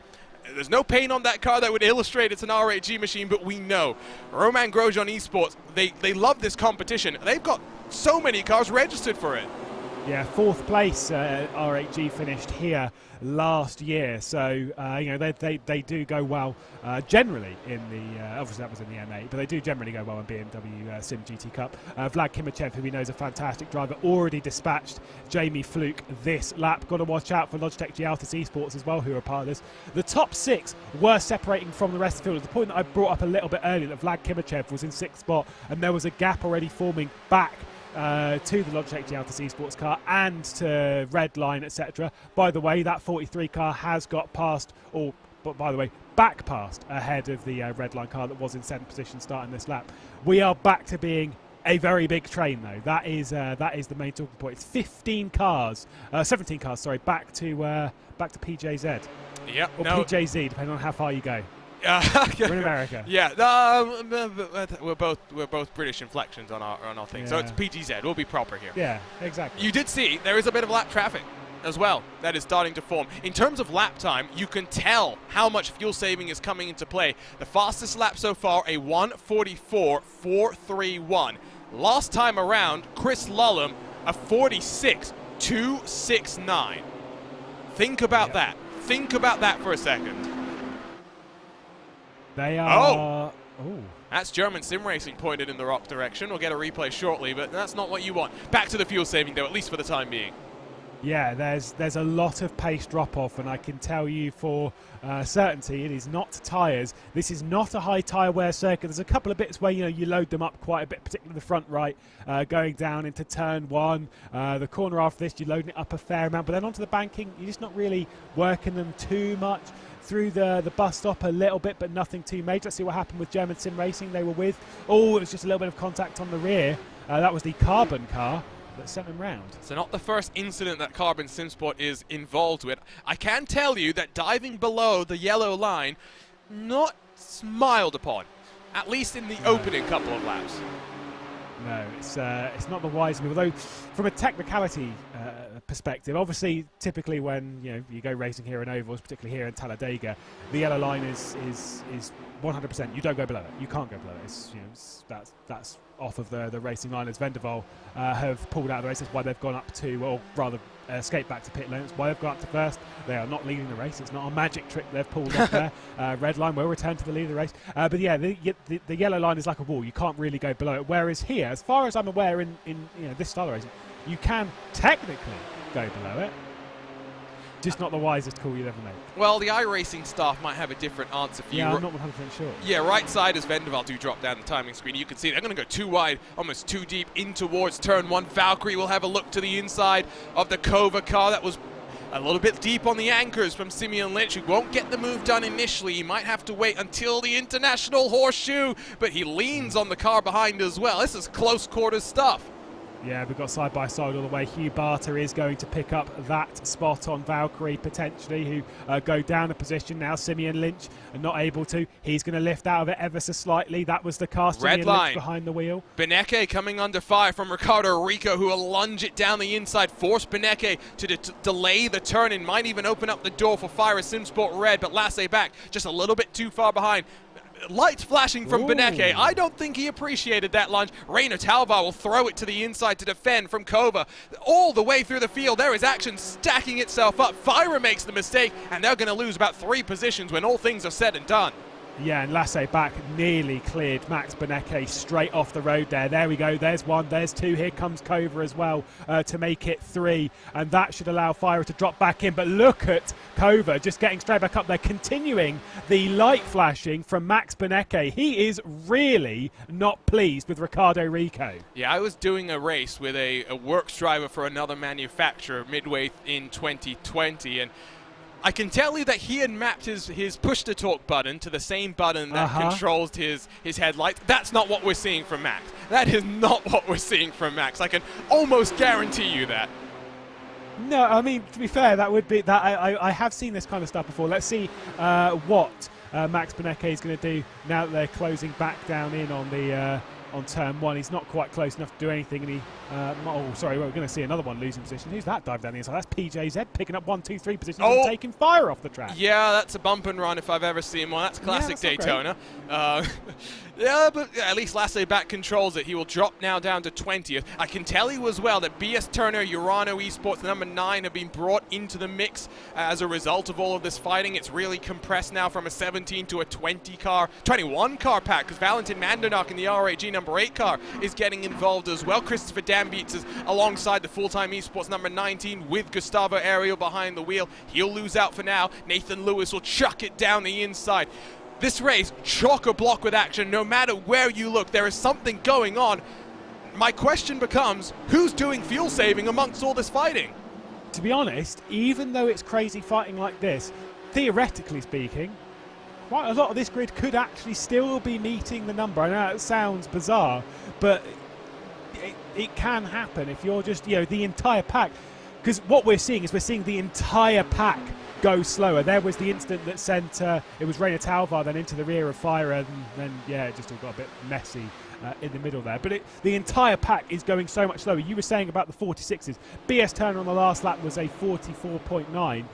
Your race leader at the moment was a 45.7. That's 0.8 of a second from the front of the group, basically down towards the rear of the group. That is a large level of compression from 21 cars. And there was the escorting off of Lasse back by the PGZ car. As clean as a send can be, if you ask me. I mean, the incident with the Apex Academy and Urano and Brian Lockwood a little bit more aggravated in terms of the end result, so could have been worse. Back down into turn 1, bit of bumping there from Hugh Barter to the rear of Reina Talvar. Will shuffle Tumas Tassela back into 12th position. We're still only not even 30 minutes into this race, Lewis. This is great. If this is what BMW SIM GT Cup has in store for us across of 2022, just imagine the lineup that awaits for us in BMW Welt, hopefully in person for the Sim Live finale, and the action that's going to be in store for us. Yeah, wow, this has been absolutely thrilling for the start of it. By the way, 6th position, you've got Logitech Gialtas Esports, who have just got past Jamie Fluke. A nice move there from Alex Dunn. Done. Nice work, just done through the middle section of the racetrack, coming out of the International Horseshoe and then round the outside of the kink. There is the Logitech Gialtas Esports car. Not a livery that we're particularly familiar with, because it's not being on the car, but we'll roll over with it. It's a number we all know and love. The 43 then up into 6th position after starting from 11th, going +5. Same as the R8G car directly ahead. Vlad Kimachev got up into 5th spot and has held station ever since. I saw what you did there, by the way. Very punny. Thank you. Very punny. Very punny. Good. Nice. Somewhere. We're not going to start those bad jokes, are we? No, somewhere. You can't say those jokes. We'll get in a lot of trouble. But somewhere Paul Smith is not smiling. He is quite angry with you. I warn you. The man in the hat. Does he not like puns? He likes puns within reason. Chaz Draycott and Peter Mackay have driven him up the river, if you like. No, I've heard some of Chaz's terrible puns. Yeah, I love them. They're terrible in a great way. No, I'm all for it. Here's the race lead. A little bit more pushing going from Alejandro Sanchez to the cars in front. Alex Dunn looking to the inside of R8G. That is aggressive this early in the race, but the young Irishman who has signed up with Altus is now causing a bit of a traffic jam. That had the move earlier that we saw when Fyra got sent off all over it. There is the Apex Racing Team car, Jamie Fluke around the outside. That was honestly crazy. Vlad Kimachev is going to lose 2 positions and potentially not going to be particularly happy with Alex Dunn after that one. We'll have to take another look at that again, because you saw it out of the corner of your eye. I saw it as well, just thinking that is a crash. That is a crash 100%. And somehow it didn't happen. Here's a look at a replay of NSH Racing, Jeremy Lamier behind the wheel. Lights were flashing on the entry, so clearly he wasn't too impressed with something else that had happened earlier in the sequence, but it ends terribly for him. Unfortunately, at least for now, shuffled back to 30th position. We will try and get a replay as well of what happened with Alex Dunn. You make friends in sim racing, even if they're not on the same team as you. You become acquainted and you start to know which drivers you can trust and which ones you can't. This is a type of move which is not going to make you too many friends, as much as I love the optimism and the aggression from Alex Dunn. I think everyone around might be thinking, okay, that's how you want to play it, is it? You're absolutely right. Whether your teammates or not, whether you're communicating or not, in a sense, you could classify it as you're always communicating when you're on the racetrack, because your car is what you're speaking with. That's why we speak of body language and stuff, and you can kind of see that from other cars. You look at that and you think, oh, that body language is quite aggressive. And what we mean by that is the way that he's darting, the way that he's weaving, the way that he's even looking going into the corners. You're starting to question what they're going to do next, and that's what makes great drivers on these grids. Is they're weighing up what is happening around them before it's even happened, and it's why after some big dives like that, you can ask a driver and they'll go, yeah, I saw that one coming from a mile away, because they were reading the body language all the way through. Full-time Esports getting past Valkyrie. Valkyrie moved up a lot of positions in the early stages, but they're moving back down quite a few at the moment. Well, they moved up a bunch, but no one compares to Gustavo Ariel, who is +18 from where he qualified. Incredible, incredible job. Beneke has been passed now by Ricardo Rico and is trying to just hold station behind him. Rainer Talvar sees some action in the rearview mirror. That's Hugh Barter, who was side by side, I believe, with Tumas Tatila. No move going, or at least forthcoming there. And again, remember, 21 car train that could become a 27 car train very soon. Team Fordzilla and William Chadwick only about 1.3 seconds back from Valentin Mandenak in 21st position. Knowing that we've got a pit stop cycle to go, knowing that this is not, it's not a hard circuit to get down onto pit road. That's not what I'm trying to say, but it's one where you can lose a lot of time, you can gain a lot of time if you know the right braking marker and you can execute properly here, Lewis. That pit cycle might be crucial, not just from the fuel perspective, but from the timing and execution. The issue with pit entry here is, counter to most tracks, is it's so wide. It is so unbelievably wide, that pit entry. So it's not necessarily obvious where the markers are and how to take the fastest line going through into it. So you're absolutely right. Nailing that sequence is critical in all races. But in a race like this around Daytona, where it isn't quite as obvious, yeah, it can mean the difference of you departing pit lane and hanging on to the lead of the race, or departing pit lane and dropping down to 15th when the pack is this close. I mean, look at the gap. From 1st to 15th is 4 seconds, basically. That is nothing. That really is very, very little. I mean, 1st to 5th is almost always, when they're on the banking, is separated by 1 second, which the idea of losing that on pit lane is pretty, oh yeah, well, you know, take it or leave it, to be honest. Absolutely, as we watch, I can just hear the crunching of bodywork as front to rear contact is made. Don't think you're going to find any factory fresh BMWs as a lunge to the inside from Tumas Tatila as they work themselves back onto the banking of NASCAR Turn 1. Hugh Barter gave him space. It's going to cost them a little bit of time. They've now checked up about 6/10 back from the car in front.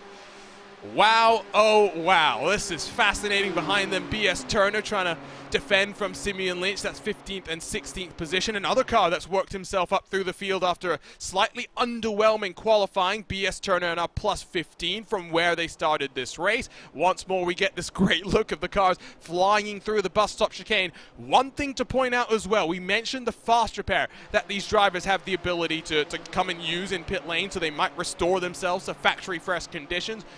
But we also saw, specifically I'm thinking at Suzuka last year, incident points. Yeah. And it's easy to rack them up at the bus stop in particular. Yes. Lap by lap, you tick them by, you might find yourself on the verge of disqualification. There is no warning. There's no drive-through. There is no room for error. If you hit 25 incidents in this race, which is easy, not just with the 1Xs, but the bumping and barging, Beneke gets bullied out of the way by Rainer Talvar. In front of him, Rico and Kimichev squabbling amongst themselves. It is so easy to run yourself up to 25x, Lewis. And if you're on the unfortunate side of things, maybe your first driver, Max Verstappen, gives you one incident to play with for 60 minutes, and you're Gianni Vecchio. There's not much you can do. Yeah, it was a sad moment for Vecchio at Suzuka, of course, in the second round of last season. But, you know, it was interesting. We'll give it that, shall we? Like you say, getting up to 23, 24 instant points, so easy around here, especially with how close everyone's been. You think that, you know, a couple of bumps here and there, you get your 4X for contact, a couple of 1Xs for off tracks, you know, all that kind of stuff. It builds up quite a lot. You can see here, by the way, at the front of the field, this thing what I oohed at, the 69 has got past the 72 for the race lead. Not a major switch, considering it's just one red line car for another, but the fact that Diogo Pinto felt that now was his time to take over the lead and assume it after 32 minutes of racing is interesting. I get the sense that they're going to swap around slightly until they're both where they need to be on the fuel number itself. You know what I mean? Monza, isn't it? Yeah, no, it's about helping out. This is where teamwork is going to come into play. Communication with one another. And a track like this, let's be honest, you can't really get away with communicating. 3 in line, almost 3 bump drafts going on there, or 2 bump drafts helping out Diogo Pinto as they run themselves down in towards turn number 1, move further back potentially on the cars. Rainer Talvar under fire from Vlad Kimichev behind. And a reminder as well, if you are one of the teams that wants to be part of this broadcasted race and you want your livery to be displayed on BMW Esports Twitch, well, just remember, RaceSpot.media. That's where your one-stop shop for all things RaceSpot and liveries is concerned. Submit your paint, submit your team's paint as soon as possible, even though we're not racing again for an entire another month. I did say it might become a 27-car train, Lewis. Guess what? Yeah, I thought we were splitting apart there over the start-finish line last time by, but it's all come back together again because it's just that's how slipstream works, especially taking it a bit easy down to turn one. I was thinking that Ricardo Rico as well was going to take Jamie Fluke off the road down into the International Horseshoe. It was all pretty tight there, but all is fair at the moment. You're saying there about racing, by the way, and when we go racing in a month's time, let's remind everyone that we've got 48 cars racing in this split, but there are other splits of racing as well. I think there's 3 splits for this. There was hundreds of drivers signed up to do this race, so plenty of room for everyone to come over and take their first little taste of endurance racing, even if it's on a smaller scale, 2 hours, and of course the build up to the 24 at the end of the month. And of course, the M4 GT3 is relatively new, got developed side by side in the real world and the virtual world. We heard that from Kevin Bobbitt in the BMW Ignition pre-show alongside Matthew Sadekis Trivet. Here comes Reino Talvar down to the inside of Ricardo Rico. It is separating now 1 second between 6th and 7th. These two need to start just working together to close that gap. This car did undergo a bunch of testing in the real world. They did some NLS races in the Nürburgring Nordschleife. They did the 24 Hours of Sebring, the Creventic race at the end of the year when Turner Motorsport got their drivers to have their first taste of the car. Robbie Foley. We'll get back to that later, but R8G, I believe that was Vlad Kimichev, pinches Ricardo Rico around, and Rico has to find a chance to rejoin safely. I don't think that was it. That was not the wisest rejoin. You'll be saying about Connery Maddock being pretty stressed out right now, because that would be right up on the list of fairly poor rejoins. It was indeed Vlad Kimichev just into the rear right of Ricardo Rico's car. Bit of a shame there for our large competition, but unfortunately, I'm not going to say that that's fair, because it's definitely not. But those kind of things, when you're in a train like this, those kind of things happen. You need to constantly kind of like half cover everything off. It's really not easy to do. You'll see it here from Vlad Kimichev. Ricardo Rico out maybe the tiniest bit wider than Vlad Kimichev expected. And Kimichev went for that gap, and then whilst it was too wide, that was Ricardo Rico's chance to rejoin, apparently. Yeah, Urano as well. I think they had a bit of contact with one of the cars that they were fighting with, and that forced them just a little bit wide, and from there, that caused an even bigger check-up effect. Maybe the rejoin not as bad without that bit of contact, but it's Ricardo Rico, the big loser. William Chadwick in the Ford Zilla, number 67, was that car that had to divert himself wide to avoid running in to the scene of the crime. At least for now, we settle down once more. A gap between 6th and 7th has closed. Here's a look, though, at Jamie Fluke, giving a bit of a push to Alex Dunn, who's thinking of launching it down the inside of Johan Harth, but has to back out of that one, at least for the time being. Watch out for Alex Dunn, and I mean that in the best way possible here, Lewis. He might be a driver. Very quick. He's very quick, but is also young enough to be optimistic about things, if you know what I mean, right? He might be the one to continue, bit by bit, working his way forward. Are you telling us that as old people, yes, we're not optimistic? No, we're not. Yeah, no, I'm with you. I will say, though, so rule number one of motorsport and racing, which, of course, there's like 18 different rule number ones. We'll go with this one about the no contact between teammates. How does it work if you've assisted someone else and then they've dived down the inside and then made contact with the teammate? Is that still teammate on teammate action? Because Alex Dunn was quite close to that. Jamie Fluke, of course, assisting Alex Dunn, pushing Alex Dunn, and the car that Alex Dunn was closing in on was Johan Harth, who's Jamie Fluke's teammate.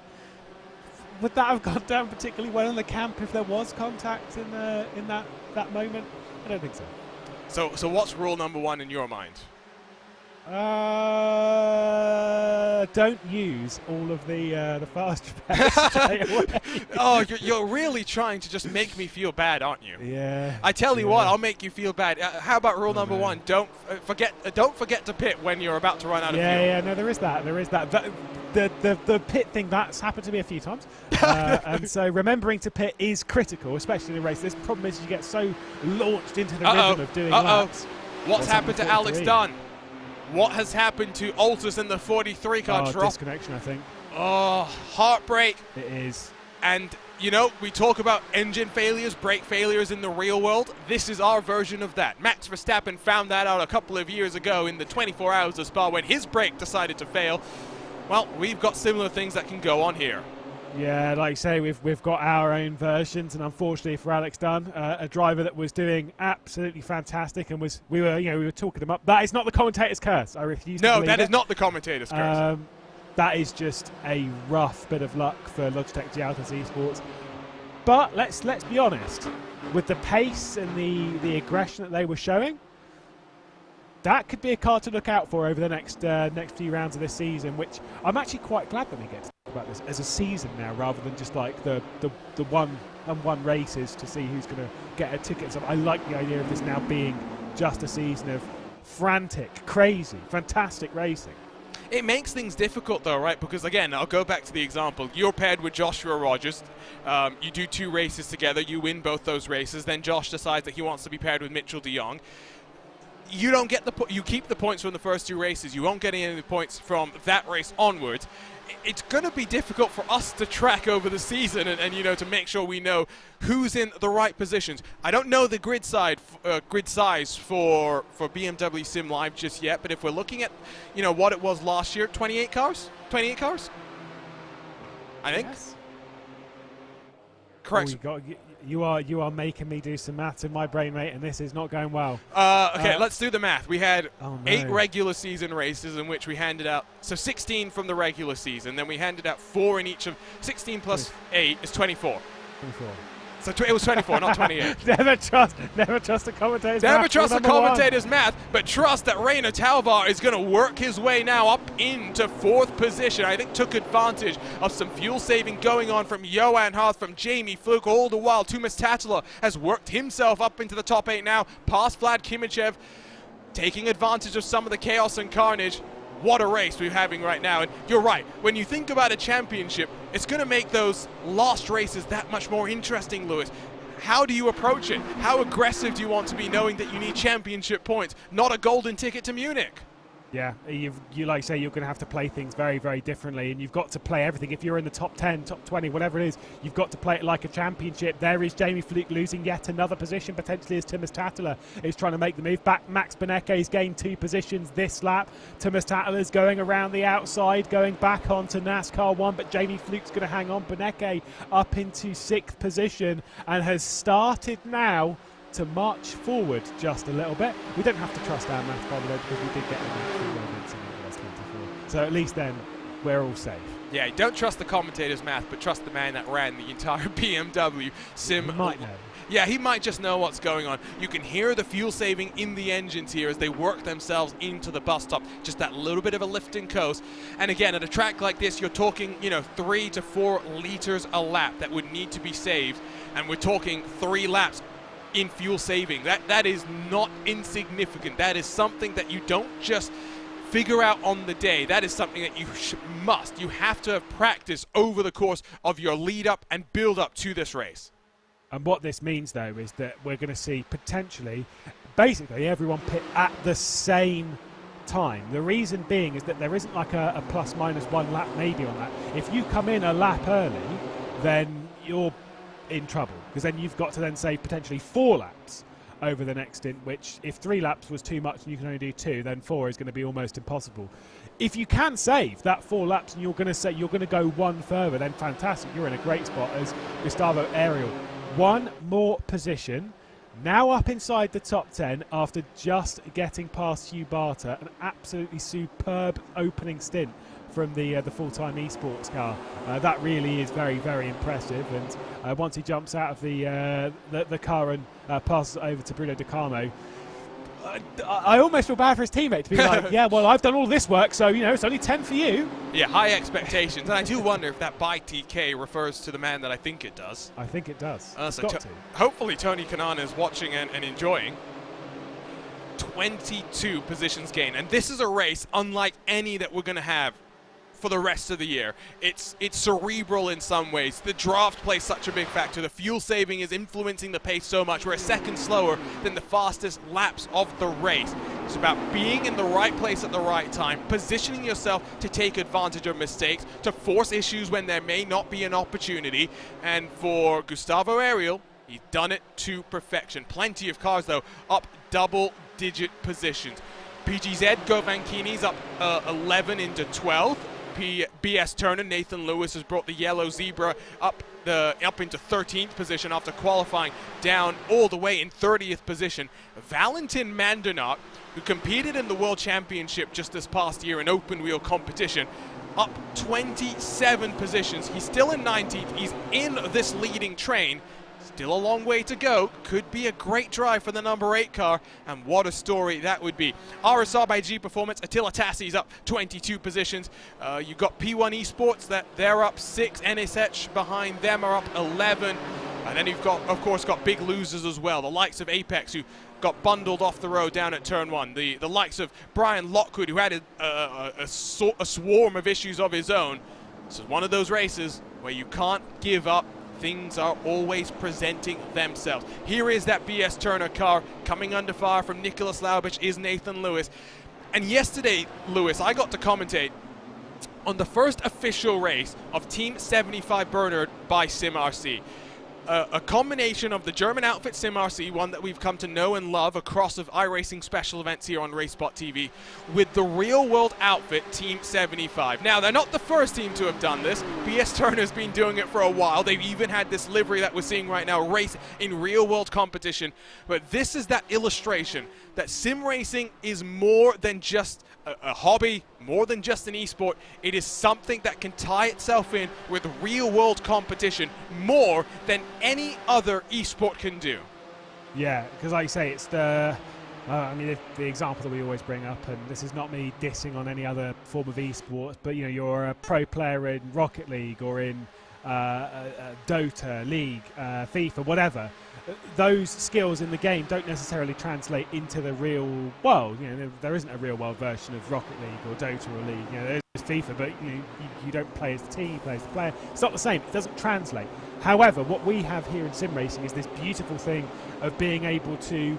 Yes, there is no direct translation because obviously, you know, force feedback and how the G-forces work on the body, etc., etc. And what you're being told there is Nathan Lewis is going to lose out a little bit here as Laubich gets to the inside, also side by side in the background as red line yellow gets past Valkyrie. There is that translation into real world, and teams and sponsors and manufacturers and everything. We're all starting to see that in its fullest form. Yeah, I mean, we even saw that, you know, GT3 Racing in Europe had a sim race that paid out real points to the real world championship. So we're not dissing on other esports. BMW is heavily involved with League of Legends, with Valorant, with Rocket League, and we love them. We enjoy them for what they are. But this sim racing is just, it is unlike anything. You talked about FIFA, for example. I know a lot of professional football players, or soccer players as they call them here in the US, enjoy playing FIFA. They get their own special Ultimate Team cars, but they're not playing FIFA to prepare for the big game. There's no Liverpool player who's going to play FIFA to prepare for a match against Manchester City. Max Verstappen learned from the current Formula One world champion. He doesn't just do this for fun.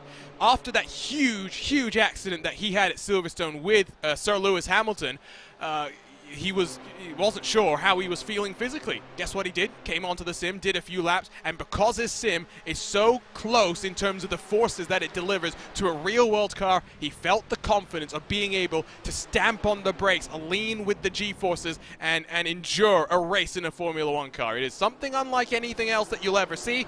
And a reminder as well, iRacing.com, if you're not already a member, start your journey to your own virtual checkered flag. Maybe you'll get your first virtual win here in Daytona. Plenty of racing over the next couple of weeks. 6 days from now, I should say, the iRacing Roar Before the 24, GT4 TCR, as well as MX5 machinery, all racing in a solo endurance race for 2.4 hours. And a week after that, it's the big one. It is the iRacing 24 Hours of Daytona. 10,000 people signed up for the main event last year, Lewis. The hope is there's no rain delay this time around. Yeah, 5 hours we had to what did I can't remember. What was the game we played? Didn't we play some Connect 4? Oh, it was Connect 4. Live on Conor Maddox's Yes. Twitch stream. I couldn't remember. I was trying to think. Was it chess? What was it that we were playing? Tic-tac-toe? But no. Oh, yeah, yes, it was Connect 4. I remember that. Yeah. We played that for a good hour and had a bit of a chin wag whilst we were preparing for the race to go ahead. And once it did go ahead, by the way, great race as well. And like you say, 10,000 people doing the race across a whole multitude of splits. It really is one of those fantastic ones. Whether you're a fan of iRacing or not, you know, some drivers may not like how it feels. They may trash it constantly, and then they go, I will do the Daytona 24 because you just have to. You just kind of go on then. I'll just do it because it's fun. And you start to realise why you enjoy racing, you know, to even to remove yourself from a championship and from the seriousness, just to team up with some mates and just do the race for fun. That's the important thing. I still haven't finished Daytona with a clean car. I finished Bathurst with a semi-clean car. I finished Bathurst with a clean car, actually. I won Bathurst with a clean car. Although, having said that, I shouldn't have brought that up because guess what I did, Lewis, in that race that you'll be very familiar with. Did you use a fast repair? No. No, I missed the pit lane. Oh, okay. Yeah, I was going to say, how could you use a fast repair if you would? And that makes sense now. Last stop of the race, we had a 2-lap lead, and I blew one of those laps by coming down and pitting. Apex Academy, Johan Harth still trying to get back that position from Reina Talvar. Redline leads the way. Diogo Pinto from Chris Slalom, Alejandro Sanchez, Reina Talvar, Johan Harth, the top 5. Beneke has slowly but surely worked himself up to 6. I wonder if his fuel saving was done in the first 20 minutes of the race. Jamie Fluke is 7th, Tatula 8th, Kimichev 9th. I say that. Gustavo Ariels, yeah, got past him. Yeah, just as Gustavo Ariel, by the way, was under an awful lot of pressure from Hugh Barter, Gustavo Ariel has not only got past Vlad Kimichev, but has also brought Hugh Barter past Vlad Kimichev as well. Watch out from the Urano car of Nicholas Laubish as well, who was going side by side a couple of laps ago with Govan Keeney. As we approach the pit stop, there is Laubish looking to the outside of Kimichev, but is going to lift out of it just a little bit, just to allow Kimichev the line through the bus stop. As we approach this first pit stop, let's talk about one major thing here, is that 10 teams over the 48, just 10 teams are going to score points. Just 10. That's it. And again, that's harsh. We have 26 cars in that leading train. Yeah.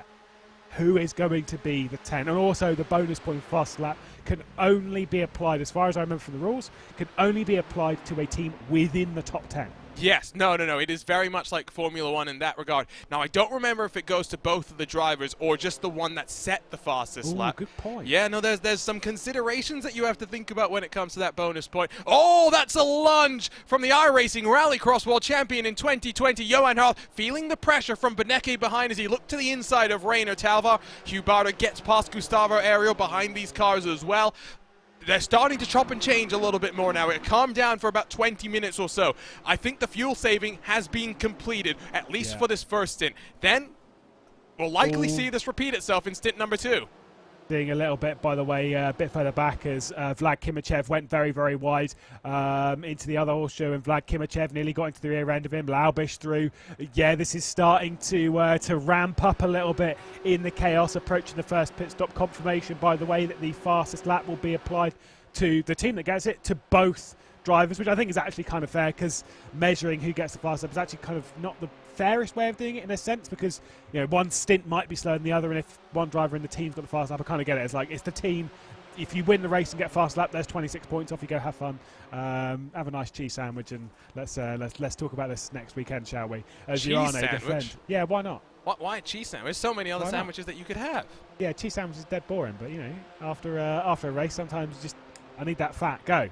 Fair enough. Oh, you missed it yesterday in the broadcast that we were doing. We had Apple update. Gael Valero gave us this beautiful webcam feed, not of himself and his face while driving, but instead an apple that he took one bite of throughout a 6-hour race. Just a single bite? Yes, David Haynes was enraptured, just captivated by that. As back down into turn number 1, they are close. 10 cars separated by 2.3 seconds. They'll be side by side working through that little kink that brings you down into the international horseshoe. Talvar goes inside to defend from Harth, leaves the outside open for Beneke to try and squeeze his way up into the top 5. He'll get the traction down. Harth will not give this one up without a fight.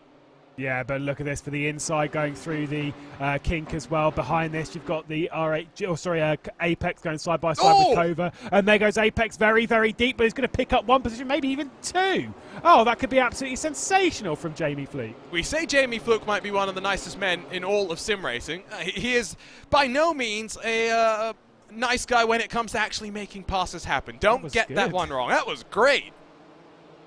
I mean, that was the thing is the entire inside line was checking up based on each other, and he went, all right then. That happens at the start of the race. If you pick the outside line, going down to turn one at say like the Nürburgring, everyone's kind of defending, and you just go, well, I'll have this line then that you're not using. There's 1, 2, 3, 4, 5 positions, and that's what Jamie Fluke did there, is that he picked the line that everyone wasn't on. Fantastic stuff. Defending in the background, R8G from Kova. Like you say, it's a bit dicey for most of these positions. Not necessarily the top three that are still kind of sitting there. Diogo Pinto leading from Chris Lullen, leading still from Alejandro Sanchez. I think Sanchez has done this perfectly. I think Sanchez is playing this game the way it needs to be played. Debut for a new team, of course. Former MSI driver who have worked with Apex in the past in the World Championship scene. He's very familiar with his new teammates, but now an official Apex racing driver in their colors. No move forthcoming from Kova. There is a move potentially on the cars. If Jamie Fluke can, excuse me, not Jamie, it was Jamie Fluke. Sorry, I'm getting confused because you've got the Apex Racing Team car and then Johan Hart, who is also an Apex Racing Team driver, but racing for the Academy now. Yeah, which is very confusing, but of course, there was a little bit of contact. I think stack up, three abreast, R8G, Hugh Barter into the grass. He'll be squeezed and pinched to the inside if he can't hold that surely, and he cannot without carnage. Hearth, I think, got into Kova and Tumas Tatala, and who was that? Laubish. My word. So just to clarify what happened at the start there. Beneke was really slow off the international horseshoe. I think he might have, there was a little bit of contact with BS, and I wonder if BS disappeared, did they? I think they did.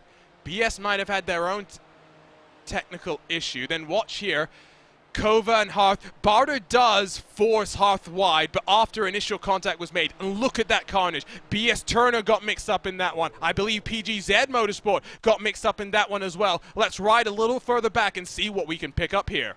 Just going to say, I don't know if BS Competition breached the instant limit, because it was after the contact with Beneke and then they disappeared, which is typically what happens. There it all just kicks off. There's 1, 2, 3, 4 cars off the road. BS turn, like say, heavy into the barrier. Red line green as well. Yellow. I think it was red line yellow. Yeah, red sorry. Line's leading. We're all yeah, right. sorry. Don't panic. You really panicked me there, mate. Oh, don't worry. I've done that before. Okay, one more time. Let's see what we can see here. Let's ride on board with PGZ. Not going to get the best view here, but we'll get a view of the aftermath. I think that's what we want to see. Urano is Sebastian Schmallenbach that got mixed up in this one. You can see Turner gets forced wide by Johan Hearth, who clatters in to first red line and then into PGZ. Oh my, that was somewhat predictable. Somewhat predictable. It was going to happen. Yeah. It was going to happen.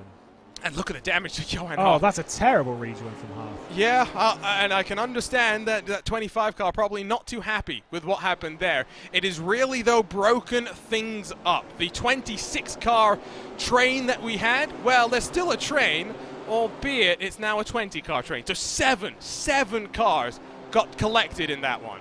It will come back together again. This train, they will just slipstream their way back up. Like I say, I don't necessarily know what happened there between the BS Competition car and Red Line Red, but Beneke, once he'd made contact with the BS Competition car, he was then slow off the corner. I thought initially, because when I looked at him, he was just going south the corner, there was no car ahead of him. And so I thought he just hit the pit limiter button, which, has happened a couple I can times. confirm BS Competition have received the black flag. Yeah, they must have breached their incidents. It's hard to 100% confirm. I am trying to pick that up right now. I do believe that they have hit that incident limit. They must have. It was coincidental that, or too much of a coincidence. Yeah. That straight after the contact, then he disappeared. Nah, that's definitely a 4x that's pushed him over the 25. So. And think about it, Lewis. Yeah, that happened before we even hit the top of the hour.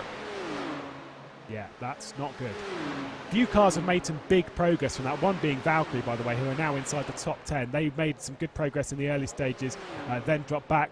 Now they're starting to gain the positions back again. They're inside the top 10. Focus back on our race leaders, of course, Full-Time Esports by TK. They are now 7th. They dodged their way through under the guise, of course, of Gustavo Ariel, and now up well inside of the top 10 as we go back to the Urano Esports Huawei car of old Becky. Now he's up into 14th spot after being involved in a bit of an incident early doors. And I did mention that RAG Valentin Mandernut car, didn't I? Yes. Now 32 positions gained, 14th. Yep. So pretty good start. That's a pretty good start. Let's put it mildly. 1.5 separates 9th. 1.5 seconds separates 9th and 10th on the track. So I do suspect that Simeon Lynch will be able to close. Might have to go pedal to the metal because the pace has picked back up at the front of the field. Diogo Pinto with a 1:44.637. His fastest lap of the race. Fastest lap of the race overall does go currently to Altus Esports, who had a 44.265. So gives you the indication that even the leaders have maybe done the fuel saving required.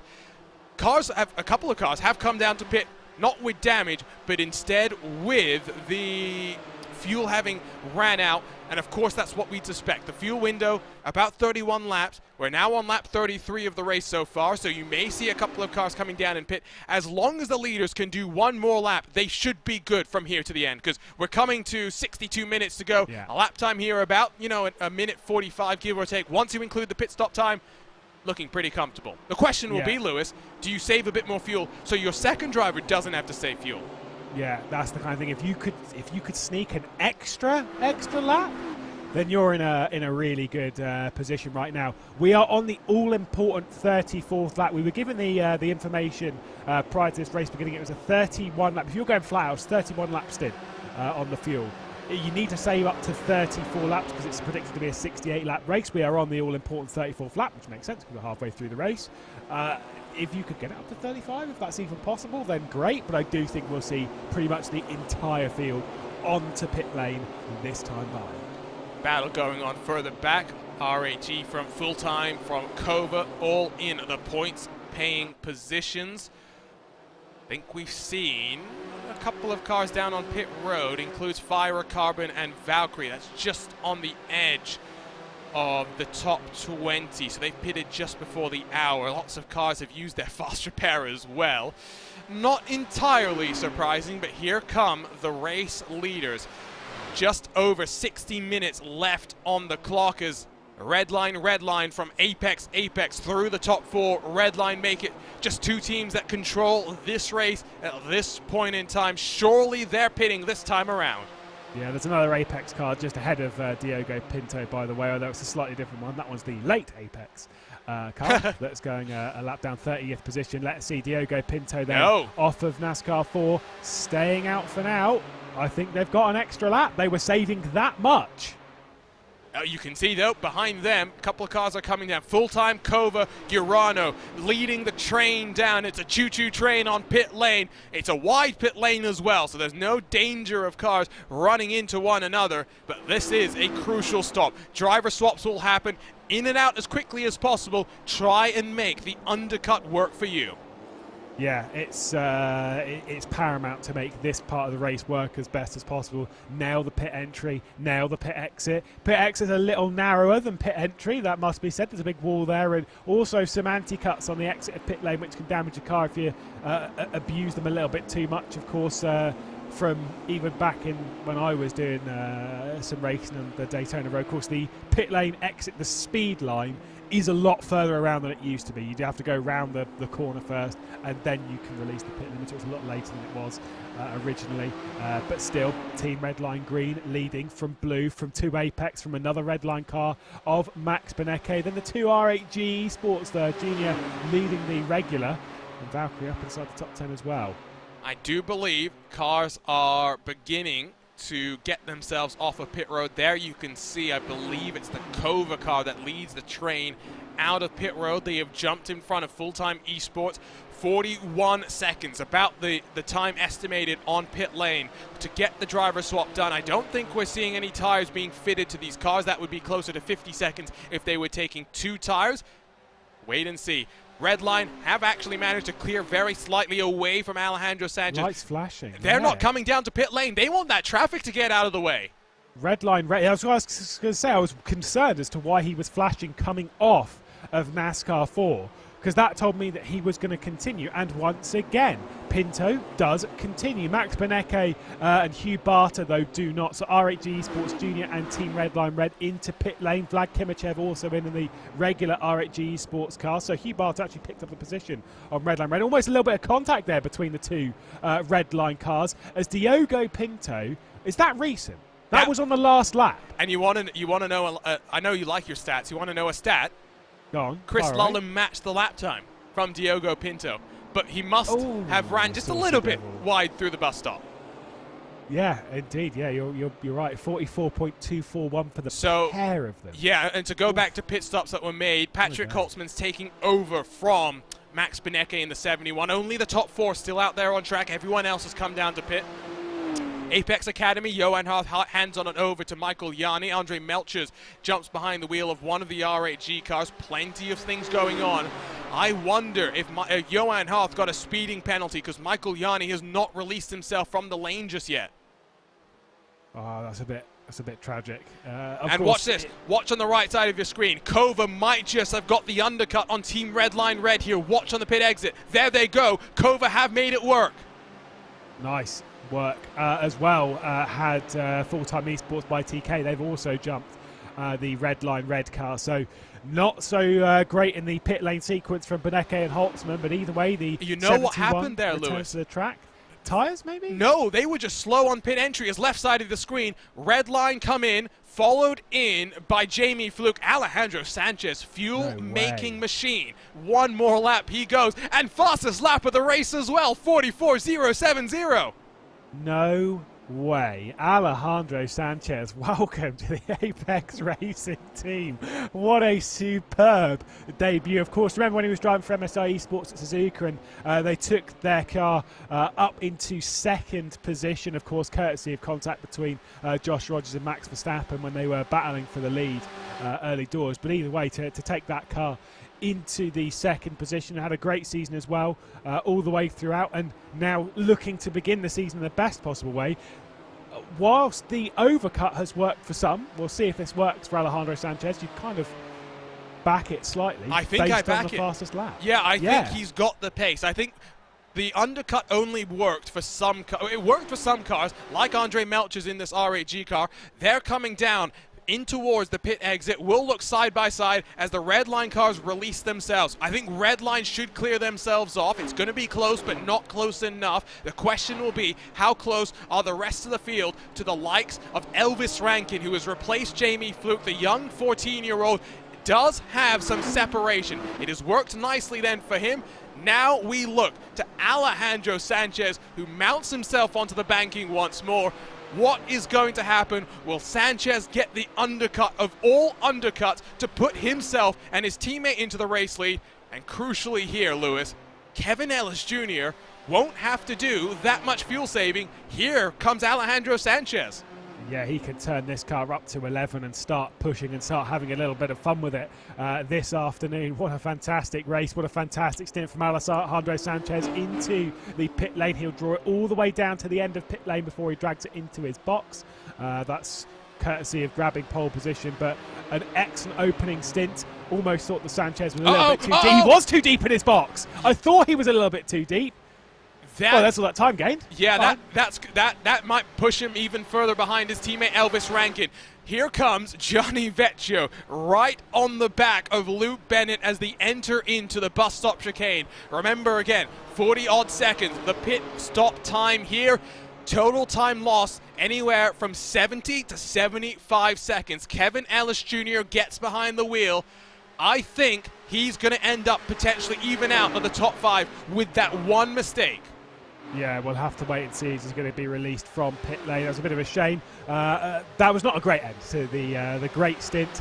Kevin Ellis Jr. is released. but remember, he's got to be on the pit lane limiter for quite a while, running all the way around turn 1. There goes the 2 red line cars. That'll be quite painful for Ellis Jr., just watching them go through. There goes Elvis Rankin as well, potentially to come through. Yes, he also might slot out into 4th position, which, all things considered, especially when you take into account does not have to fuel save, it could have been much, much worse. Now it's imperative for this Apex Racing duo to work together, to collect themselves and build up onto the rear of Redline to make sure heading into the final 3 or 4 laps, they have the chance to fight for the lead. Question will be how much, if any, saving is required. I even think that for Luke Bennett and Gianni Vecchio, their fuel saving is going to be fairly minimal compared to that first stint of the race. I think the entirety of the top 10 have done a sterling job to put themselves into the best position possible. A few cars might struggle with that though. Full-time Esports, they're already 4 laps into their stint.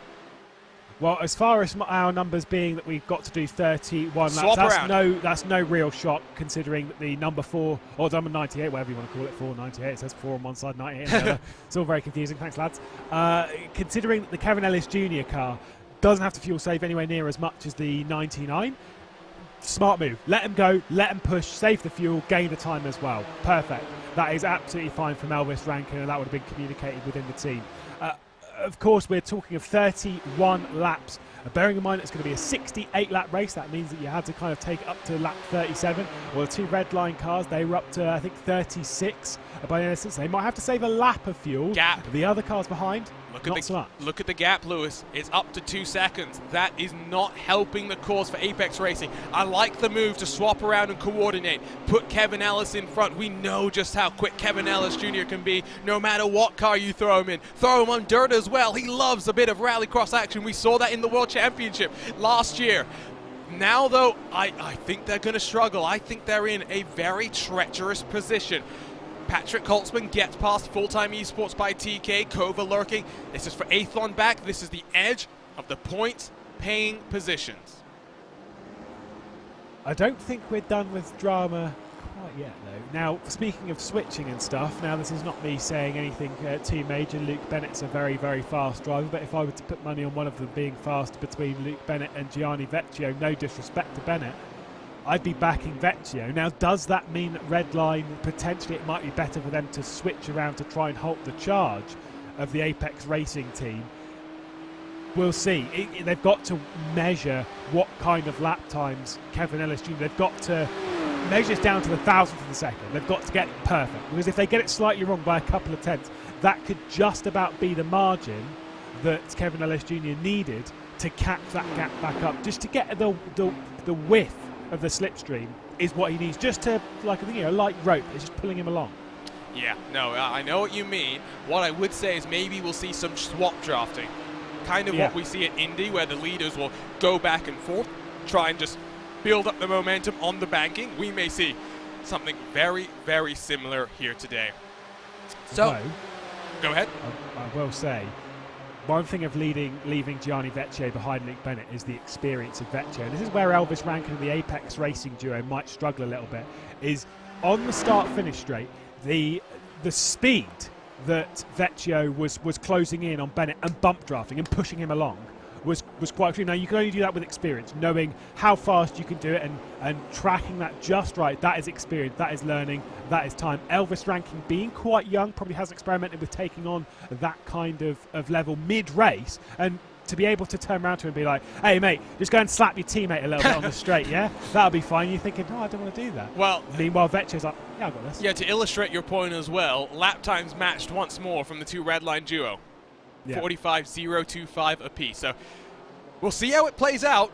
The gap's holding fairly steady. It was about 2/10 the advantage to Redline last time around. Will it hold? We'll wait and see. While this is all going on, still 50 minutes left to go, I wanted to wish our RaceSpot colleague, Tyler Maxson, the best for the upcoming Dubai 24 Hours, where he will be racing, guess what, a BMW M4 GT3 car.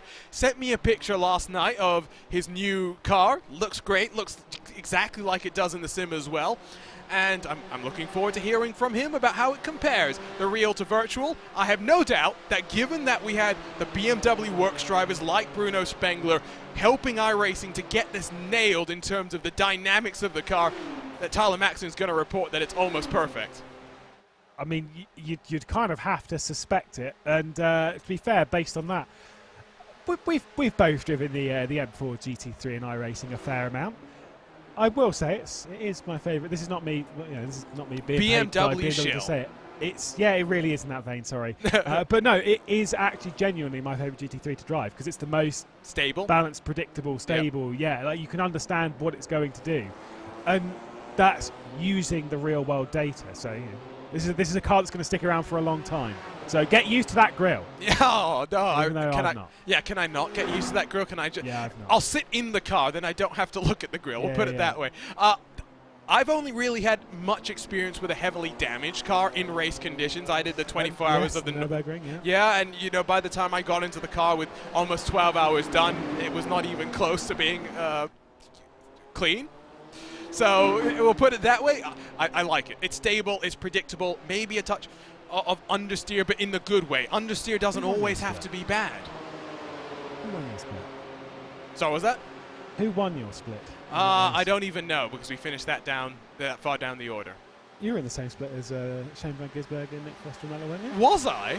I think so. I don't even recall because I was trudging around with a heavily damaged car. Yeah, because I was hanging around with them and I was ripping into it. Don't worry about it. It's all good. You little mean person. I am a horrible person. Horrible individual. But refocusing back on the race where we can speak of positives, we are getting the two-car trains here, but behind this, it's spread out a lot more. There isn't too many two-car trains. So the expectation being that the pit lane sequence is going to split this grouping up has come to fruition. A great shot here. You'll see it's basically two-car trains. Other than this one car that's coming by itself now, you've got a three-car queue right behind it. Sometimes we know what we're talking about, right? A lot of the time commentators just are talking clueless. Let's be honest. We like to make up some stuff to bring up the drama, but it's execution on pit lane is so difficult, and that's why I was a little bit surprised by Maximilian Benecke. Not sure if he was cautious on entry or Patrick Holtzman was cautious on exit, but they lost almost 3 seconds compared to some of the cars around them in the pit stop sequence. Yeah, and also remember, of course, when we're speaking of issues in the pit lane sequence, of course, Alejandro Sanchez, not to bring him off again, sliding through his box. It wasn't so much the sliding through the box I think was the issue. It was like, I think it was one of the BS competitions car at Imola, and if you're ever riding on board with anyone in chase cam or whatever they call it, it is just called chase, isn't it? As soon as they engage reverse, the camera flips round to the front of the car. Now, I'm pretty sure it was one of the BS competitions, and I was riding on board with him, and he'd gone into reverse before the car was even stationary. Oh, wow. Because he knew that it was going to overcook the box. I remember. I was like, that is really, really impressive to kind of know that. And basically, what you're doing then is you're mitigating the time loss. Now, with Sanchez Kevin Ellis, in that situation... We'll get back to that point. Kevin Ellis has made a mistake, and Elvis Rankin has scampered on past. The gap between red line and apex is now up to 2.5 seconds. I think this is going to be my thing, is that Sanchez, by missing his box and not instantly getting into reverse, not instantly getting back in his box, not instantly getting on with the pit lane sequence, too much time's been lost here. Their chance of going for the race lead, I think, is now starting to fade, especially with a couple of little mistakes. Again, Elvis Rankin drops in behind Kevin Ellis Jr. Are they starting to focus on the R8G Esports and Valkyrie Esports car that are chasing them down? I think they have to. Let's see if we can get a replay of the mistake from Kevin Ellis Jr. Kind of being a big one. Was it just running a... Ooh, you can see a wiggle as they come through back onto the banking. That would give Elvis Rankin the inside line. Small mistakes, big consequences. That is the story of the great American race, the Daytona 500. For Kevin Ellis Jr., might be the same here. What we're now looking at is Redline duking it out for the race victory, like we saw last year, like we saw the year before that as well. Now it might be Apex fighting, not just for the final step on the podium, not just for the prize money associated with third place, but for points as well. Yeah, and speaking of the points again, the points going out to the top 10, and that being separated now from the rest of the contingent behind. Full-time Esports obviously gained all of those positions fantastically in the opening stage of the race, courtesy of Gustavo Ariel.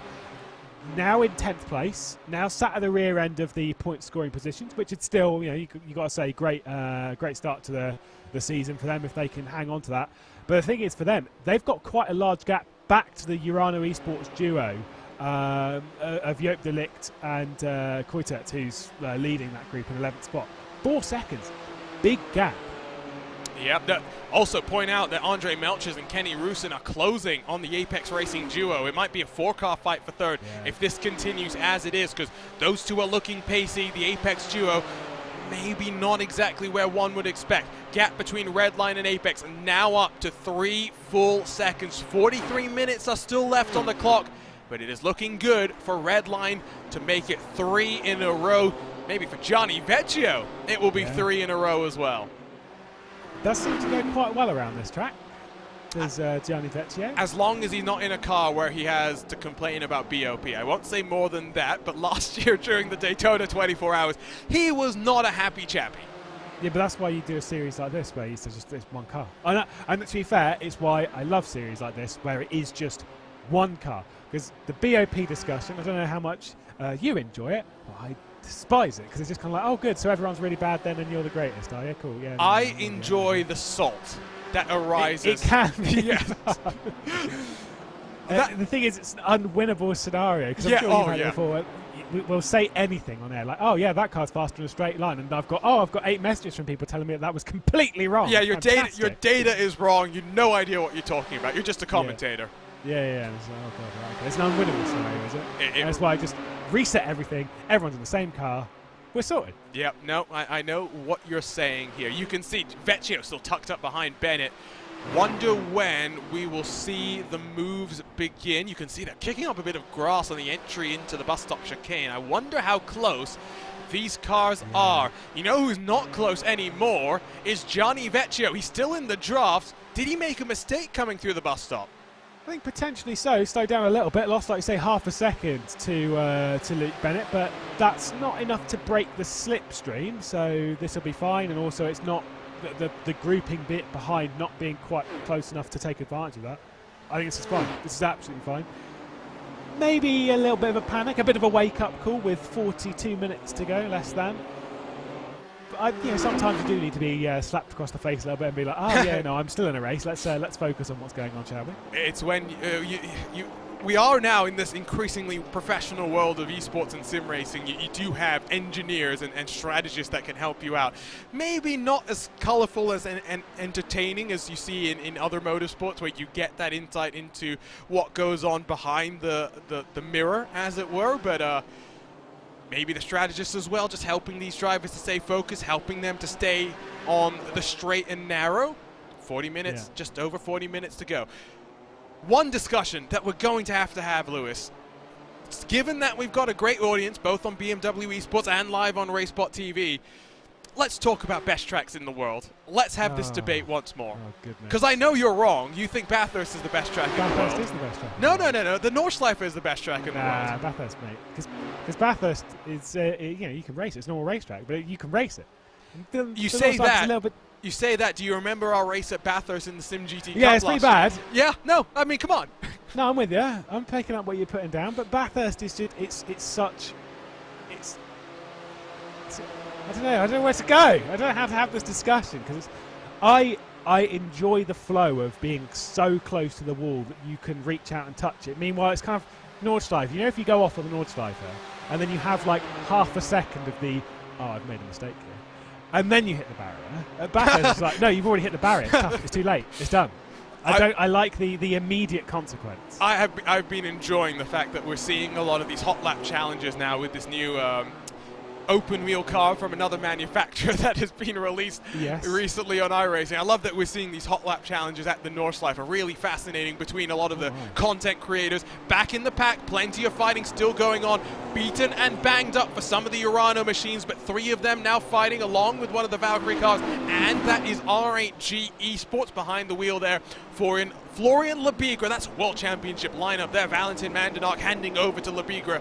Alexei Nesov in front of him. Great drive from Alexei Nesov yesterday in the Sports Car Open. Drove Urano up to second along with Sam Koiter, who's in front of him on the road. They've got Fabio Basuc and Valkyrie's number 17 just in front of them, and then Joop de Ligt plus 18 sits in 11th positions. Remember, these cars out of the points-paying positions.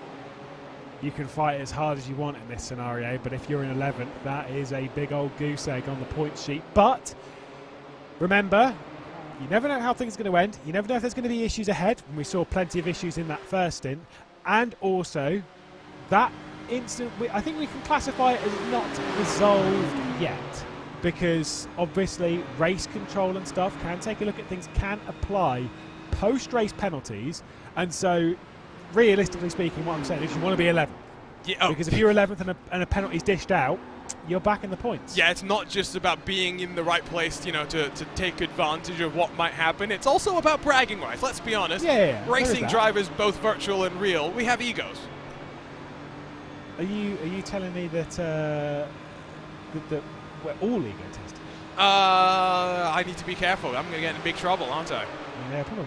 I'm going to lose all my access. Here comes the push from Fabio Basuc, really riding the rear diffuser of Joop de Ligt behind him. Alexei Nesov seems to have swept past Sam Koiter, who will actually, new recruit to Urano, be running in the World Championship that kicks off in just under a month's time. Look out for him. Quick in whatever you put him in. We've seen that on RaceSpotTV in the past as well. 11th on back, fighting hard. Gap out front, opening up once more, little by little, 10th by 10th. Last time around for Luke Bennett, Gianni Vecchio at 45.019 for the Apex Racing team. They've finally managed to match their lap times at 45.104. Actually managed to stretch the advantage over Kenny Rusin and Andre Melchers. I do want to talk about Kenny Rusin and Valkyrie Esports. I mentioned this earlier, Lewis.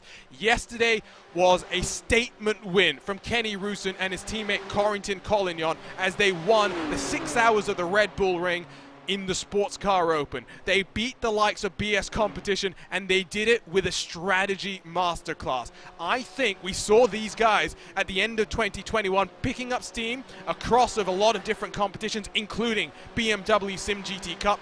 Now in 2022, this might be the year of Valkyrie. Although having said that, I think Kenny Rusin just got a slowdown penalty. Yeah, he either a slowdown or maybe just accepting that he exited pretty badly from the bus stop there and just giving up the position straight away to the number 2 RHG sports car of Andre Melchers. The thing is with Valkyrie, we were talking about this particularly when we jumped in Season 2 of the BMW SIM GT Cup when we brought in the M4 for the first time.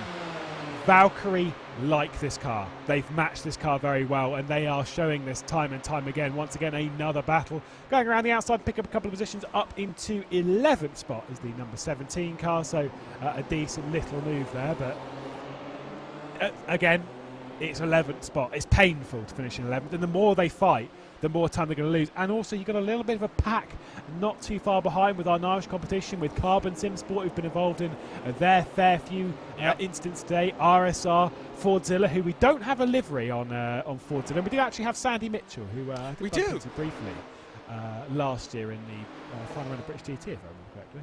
It's always fun commentating on Team Fordzilla when they're not in a Ford. Yeah, there is that. It's kind of like, how do we tackle this? There was a race or a series that I was doing a while ago, and they were in a Radical, if I remember correctly.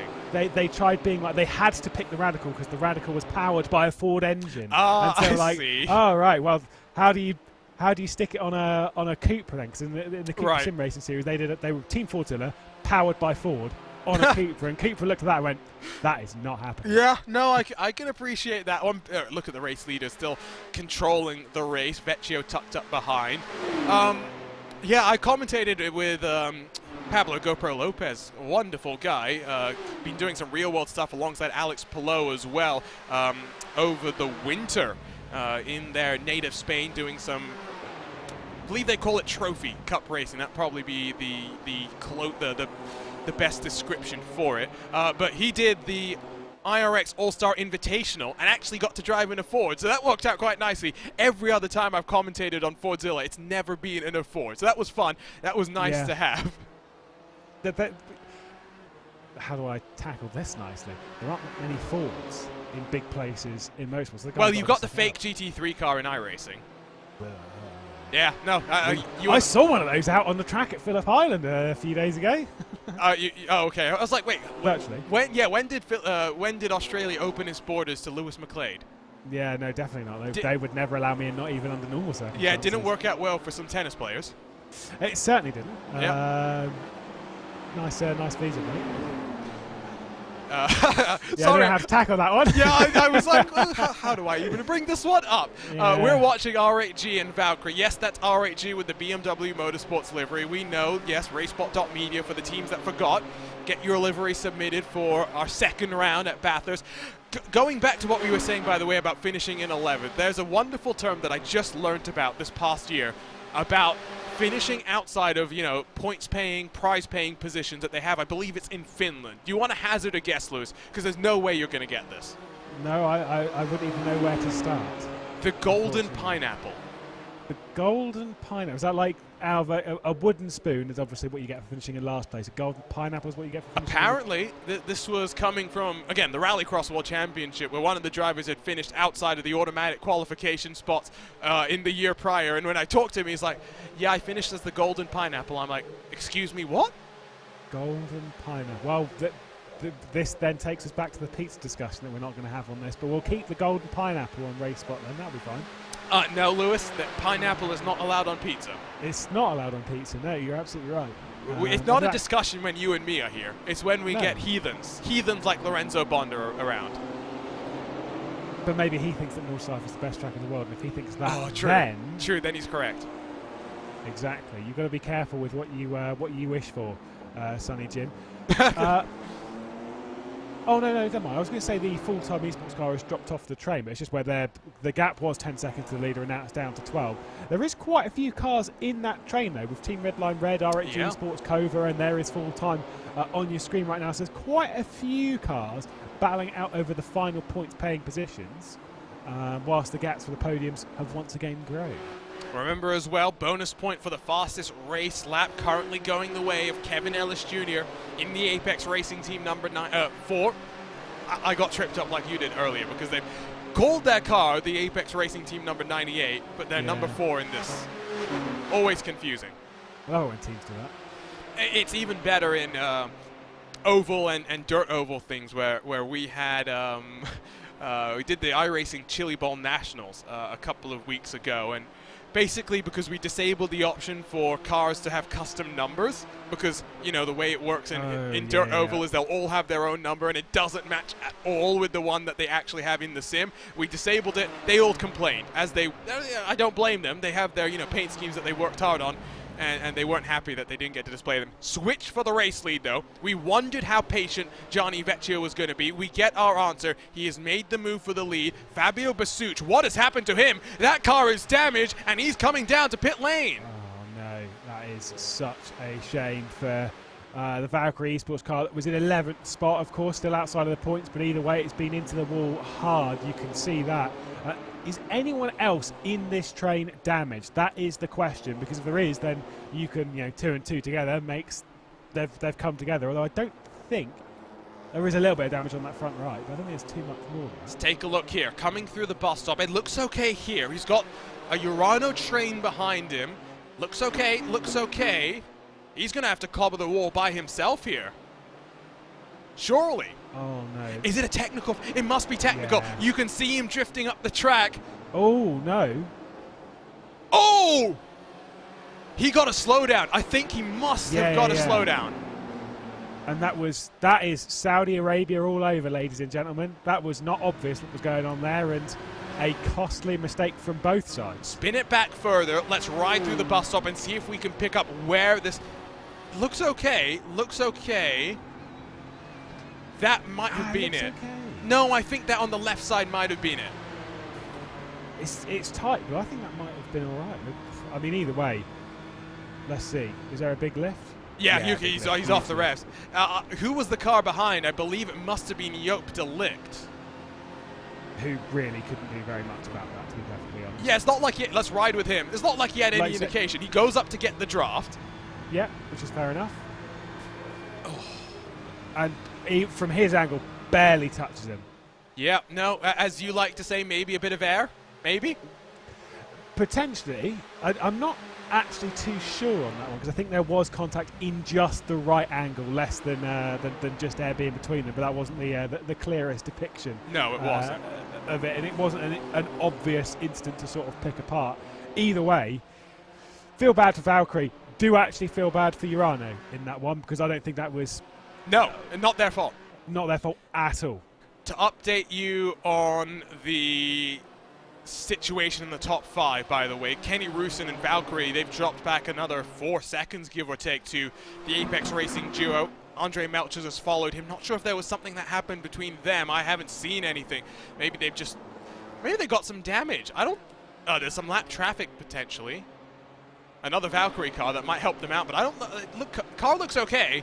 Might just have got their own pair of slowdowns to help them out. Here's the red line duo, though. Here comes Luke Bennett on the charge.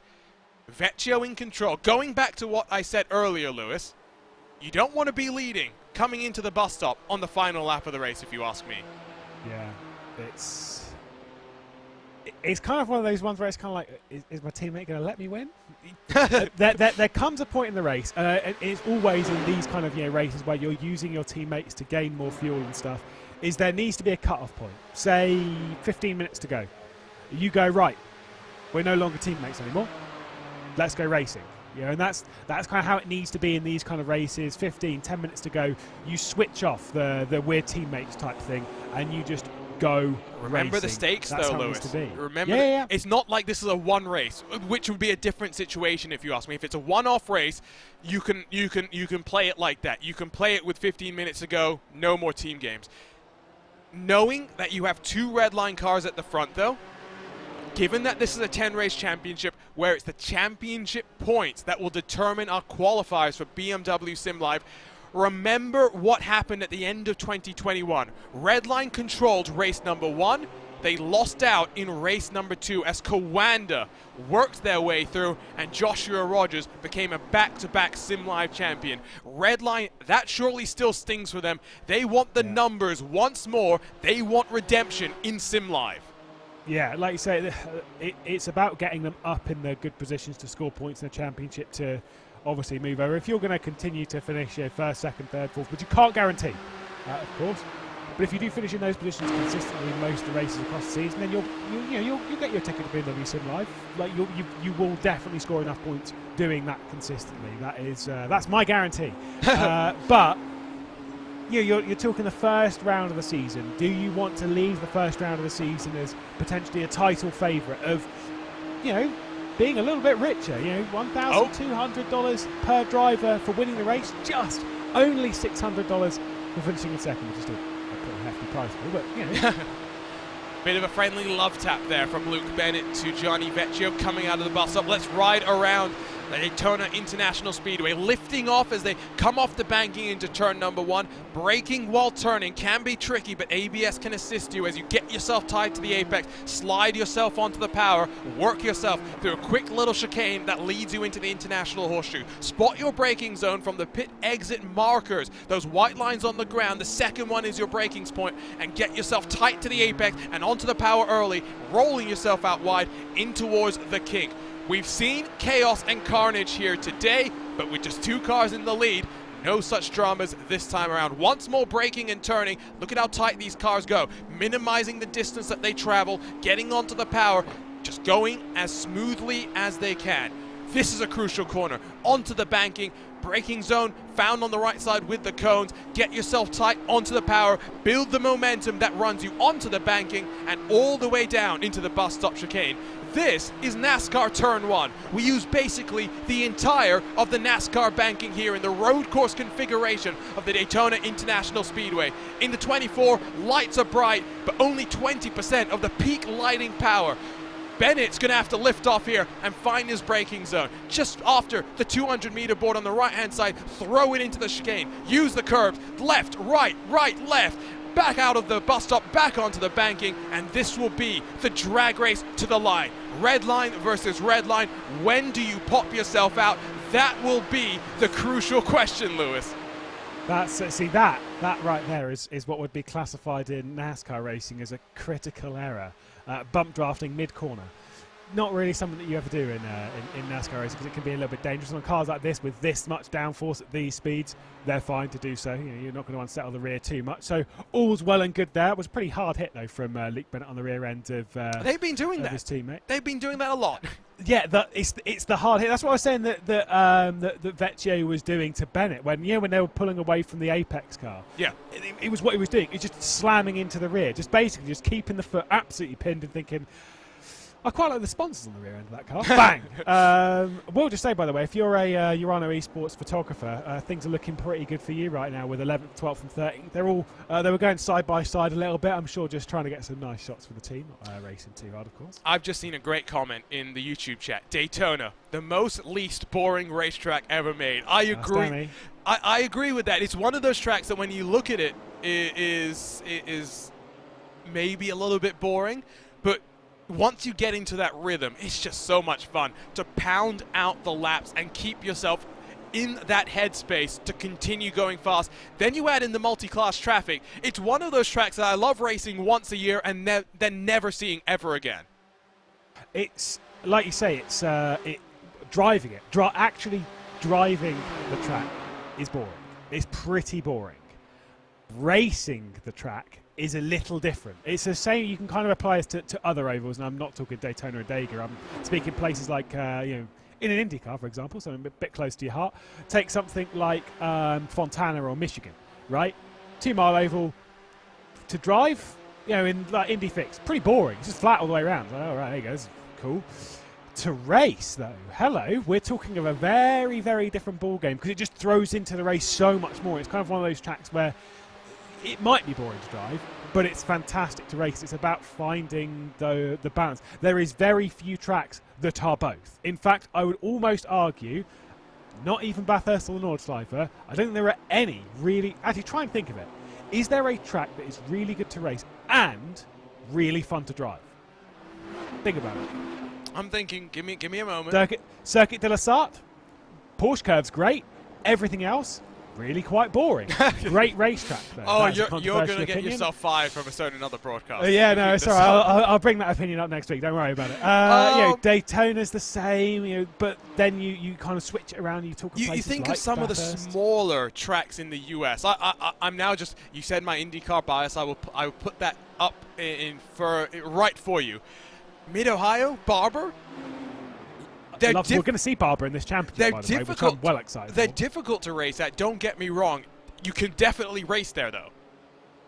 You can, but would you classify it as a great race track? That's the kind of thing. I know it's obviously it's such a because it depends on cars and everything. Yeah, so much. That's the problem. But read into what you will. Monza, for example, dead boring to be honest to race. Yeah, I was going to say, Monza's like the epitome of boring to drive, boring to race. Pretty bad these days, unfortunately. Well, let's talk about the schedule very quickly. While 20 minutes to go, coming into the closing stages here. Start off here, Daytona. We got Road Atlanta. There you go. Right. Okay. No. Yeah. That is a contender. I'll give you that. Road Atlanta in a month's time. That'll be the first week of February. Sebring.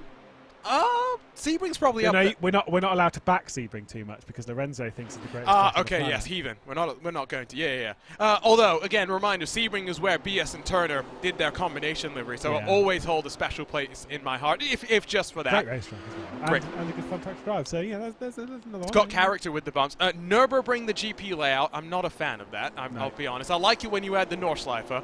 Do the Nordschleife by itself, also great, but the Nürburgring kind of down on my list for me. Watkins Glen, boring to drive by yourself. Yeah. Somewhat fun to race. Agree with that? Good contender. Yeah, no, I'd agree with that. Spa? Spa's a contender, I think, because Spa's a great racetrack and also good fun.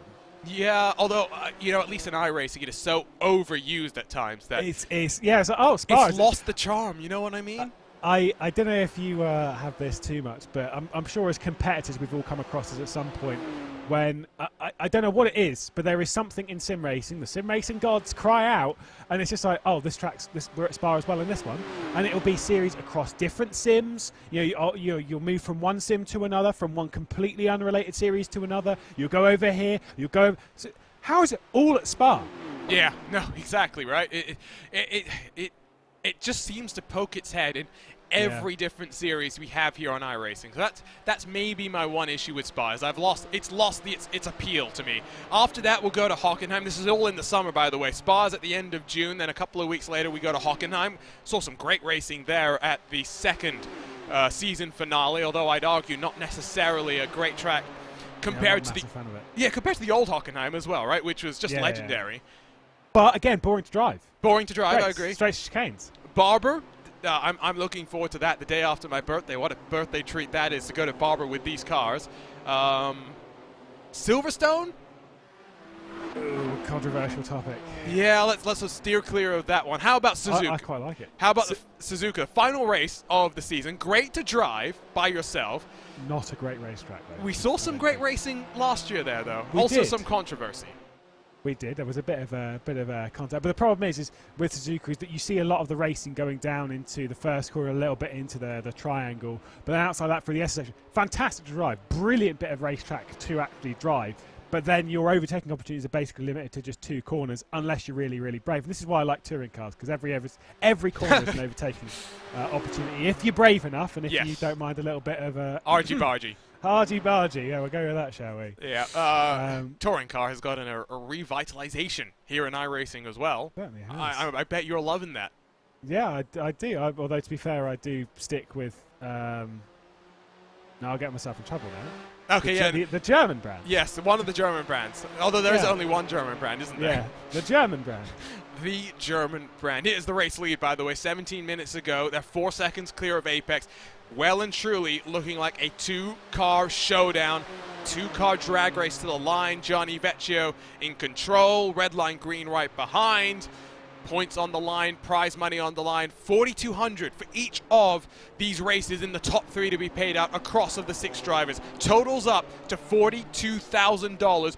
That's before we even arrive for BMW Sim Live once more, where last year almost $80,000 was paid out for less than an hour's racing. Don't get fooled though. One thing I saw in some of the chat during Sim Live, Lewis, was people like, $80,000 for less than an hour's racing? Oh, come on. Don't discredit the amount of preparation these drivers put in. It's the work, it's the build-up. Now, don't get me wrong. Let's be honest. If you win every single race, yes, of course, practice and stuff, fair enough. But if you win every single race in the build-up to the season, which is not going to happen, but you're talking $1,200 for 2 hours of racing, of which you're only doing 1 hour of, by the way. And you get the $1,200 for winning per driver, and then whatever you get at the end of the season. It's not a bad life, it's not a bad amount of money to earn, to go through a season, earn 12 grand, and then get into the finale where you're up, like you say, across the 3 simulators over $100,000 in prize pool. That's just the way it is. Like you say, it's the work and the preparation that goes into that, because you think if you're talking that kind of prize money, it's not as if Josh Rogers is showing up and then doing, well, I'll do a couple of hours of work and then I'll just do it and I'll win the money, I'll go home. Although, let's be honest, if Rogers wanted to do that, he probably could. Yeah, he probably could. Especially just like, right, the team can make this up, and I'll come along and do what I do best. A lot of these guys are now full-time sim racers. That's what we're seeing from, of course, you've got the Coanda team house. Altus, last year, they got their team house underway. We'll add a couple more drivers to that in 2022. Apex, they're building their facility. Kevin Williams as well. Williams have a team house? Not a team house, but they have got, as far as I'm aware, they've got stuff set off in their factory in Yes, no, that they do, but I don't, for example, Moreno Sarica lives in Italy. I don't know how much time he spends. Manuel, my boy. Manuel Sarica, poor guy. We butchered his name so many different ways during the VCR Pro Sub Series. But going back to Apex, it's Jamie Fluke, Kevin Ellis Jr., Johan Harth, and Peter Berryman will all be living full-time in the Apex Racing facility that is under construction right now. It's the trend of esports, right? You have this in your League of Legends, your other esports as well. Sim racing has it too.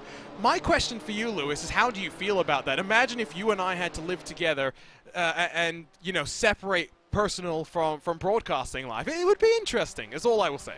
It's interesting. It's an interesting step. Part of me is like, I love it. It's so cool. It's so like, but you have to remember that there is, when it becomes a job like that to you, when you're a competitor like that, it's even more than a job. It is your life. Because let's think it this way: if you're, Josh Rogers, you've moved over from Australia to Germany. You now live in the Coanda house. Everything is Coanda, right? Say you work at a supermarket. You wake up, you then go to work in the supermarket, and then you come home to your home. And it's kind of, it's not quite got that dynamic anymore where you wake up and you're in the Coanda house. You're in your place of work constantly, and it's a slippery slope. But that's the level of dedication required to reach the level of perfection we're looking for. Update from Simon Feigl, Altus team boss. A new member moved into the Altus house this weekend. Details coming soon. Ooh. My question is this a new pet addition to add to the Altus team cat? We'll wait and see. By the way, fighting going on just on the edge of these points paying positions. We said if you're in 11th, you want to see this potential carnage, potential chaos. Kova to the inside. It's Antiohola fighting with Patrick Holtzman, 2 wide, 2 deep. Holtzman almost hangs out the rear end coming off the corner. Oh my word, these drivers do need to remember they're in the points. They don't want to end up out of it. Yeah, Kova versus Redline, a position I think they were going to be fighting for. I wouldn't have put it down to be in 7th place, if I'm perfectly honest. I was expecting them to be fighting for a little bit more between the 71 and the 707. Alas, this is the position that they're in. 7th position is what they are fighting for, and potentially Redline might even miss out on that, as the full-time esports car has got past the RHG Esports Junior car and is now going to get past the Team Redline car that's very slow on the upper side of the banking. Is that slow down, or is that just letting them all go? Might just be continuing to roll off the power is Patrick Holtzman. I think that might have been a slowdown. But where from? Might have been cutting the course in the infield. Yeah. Not 100% sure. Coming to 10 minutes to go, new race leader Bennett has cycled past Gianni Vecchio once more. I think Vecchio is using his experience of winning 2 in a row for Redline at this track, the season opener of BMW Virtual Motorsports in every calendar year. I think he's right where he wants to be. Yeah.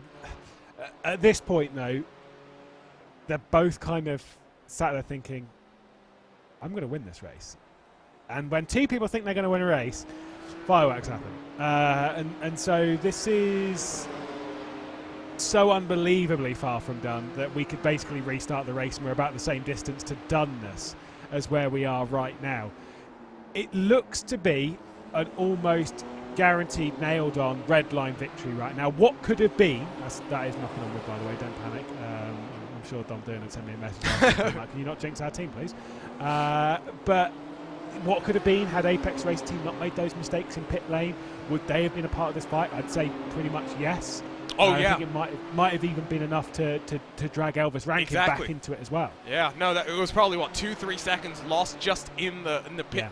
Shambles. I'm going to call it a shambles for Alejandro Sanchez. That's not what you expect from someone of his caliber at this level of competition. It is easy to do, don't get me wrong, but that's why these are the best of the best. That cost him 2 or 3 seconds. He might even have emerged in front of the Apex teammates, might have been able to drag Elvis Rankin into what would have been a 4-way scrap for the win.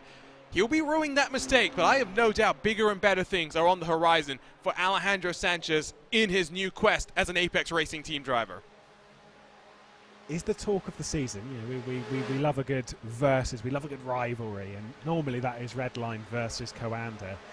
If we see Coanda back in the championship, is this going to be Redline versus Coanda again? Is it going to be Redline versus Coanda versus Apex? Or is the story of the season going to be Redline versus Apex? Because let's not bow down on this. Apex have been very, very strong today. Yes. The fact that they've got 2 cars inside the top 4, the fact that they had 4 cars here today, yes, there's been issues for the other 2, but they did all 4 qualify inside the top 8.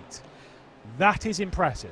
My question will be, when World Championship action picks up, do Apex have the manpower to be able to put out the likes of Kevin Ellis, Johan Harth, Jamie Fluke, Alejandro Sanchez regularly in this championship?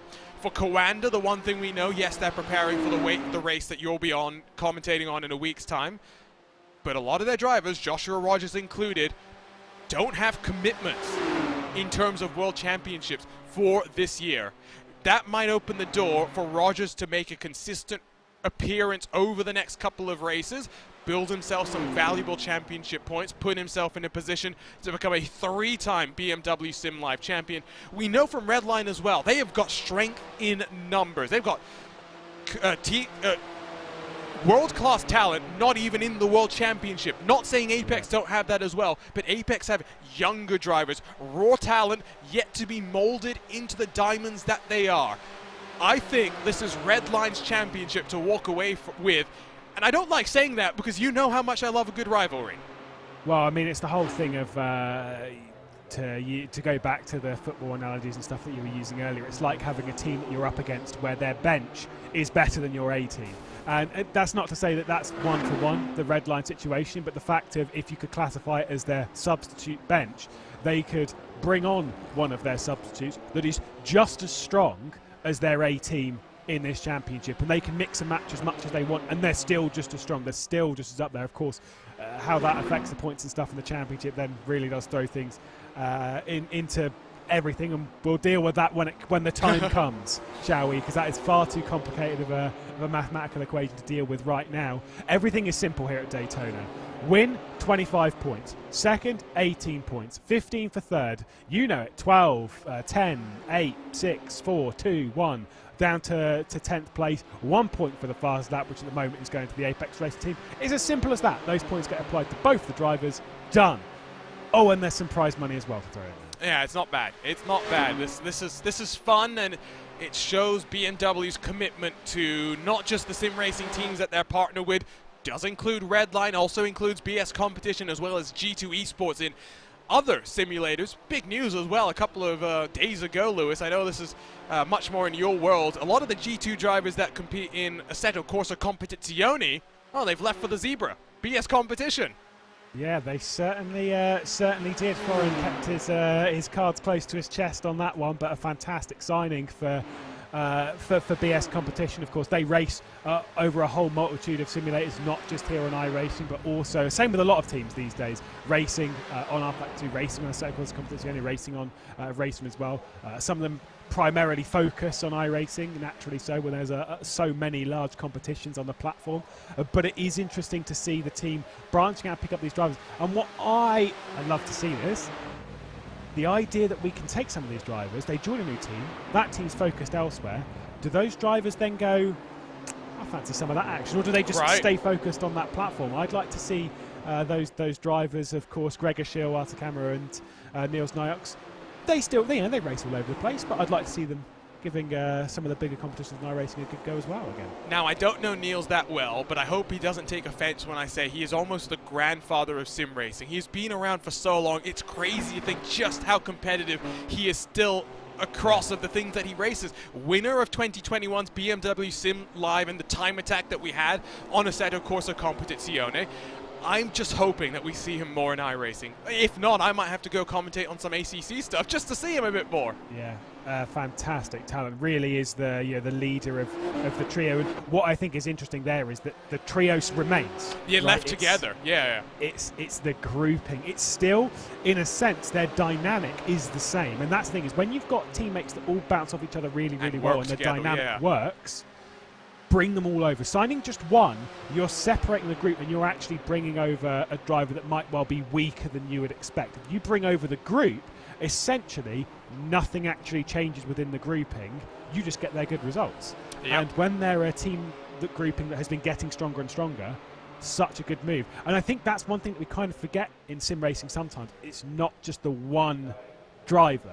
It's the dynamic between the group which makes the strength, and that's where things get very, very interesting. And to go back to the team houses, I think that becomes even more important when you're living in close quarters and you're doing laundry alongside one of your main competitors. Teammates are always your main sticking point. Battle for 7th, by the way. R8G gets past the full-time esports car. Team Redline Red have dropped off the back. For Beneke and Holtzman, not what you'd expect. 1 point going their way with 4 minutes left on the clock.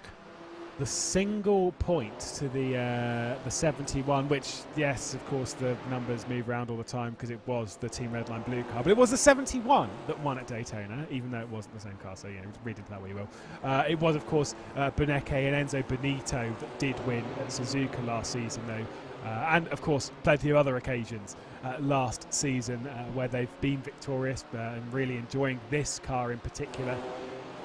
Not starting out the season the way they wanted. 1 point. Now the likes of Coanda might look at that and think, that was the car that we were looking at to contend in the championship, and the fact that they've left here with just a single point, maybe they're even more interested than they were originally. Absolutely. 3.5 minutes left on the clock. So this time around, it should be... Not that. Don't trust the commentator's maths. 2 laps. No, I think it will be 2 laps to go. It'll be the penultimate lap.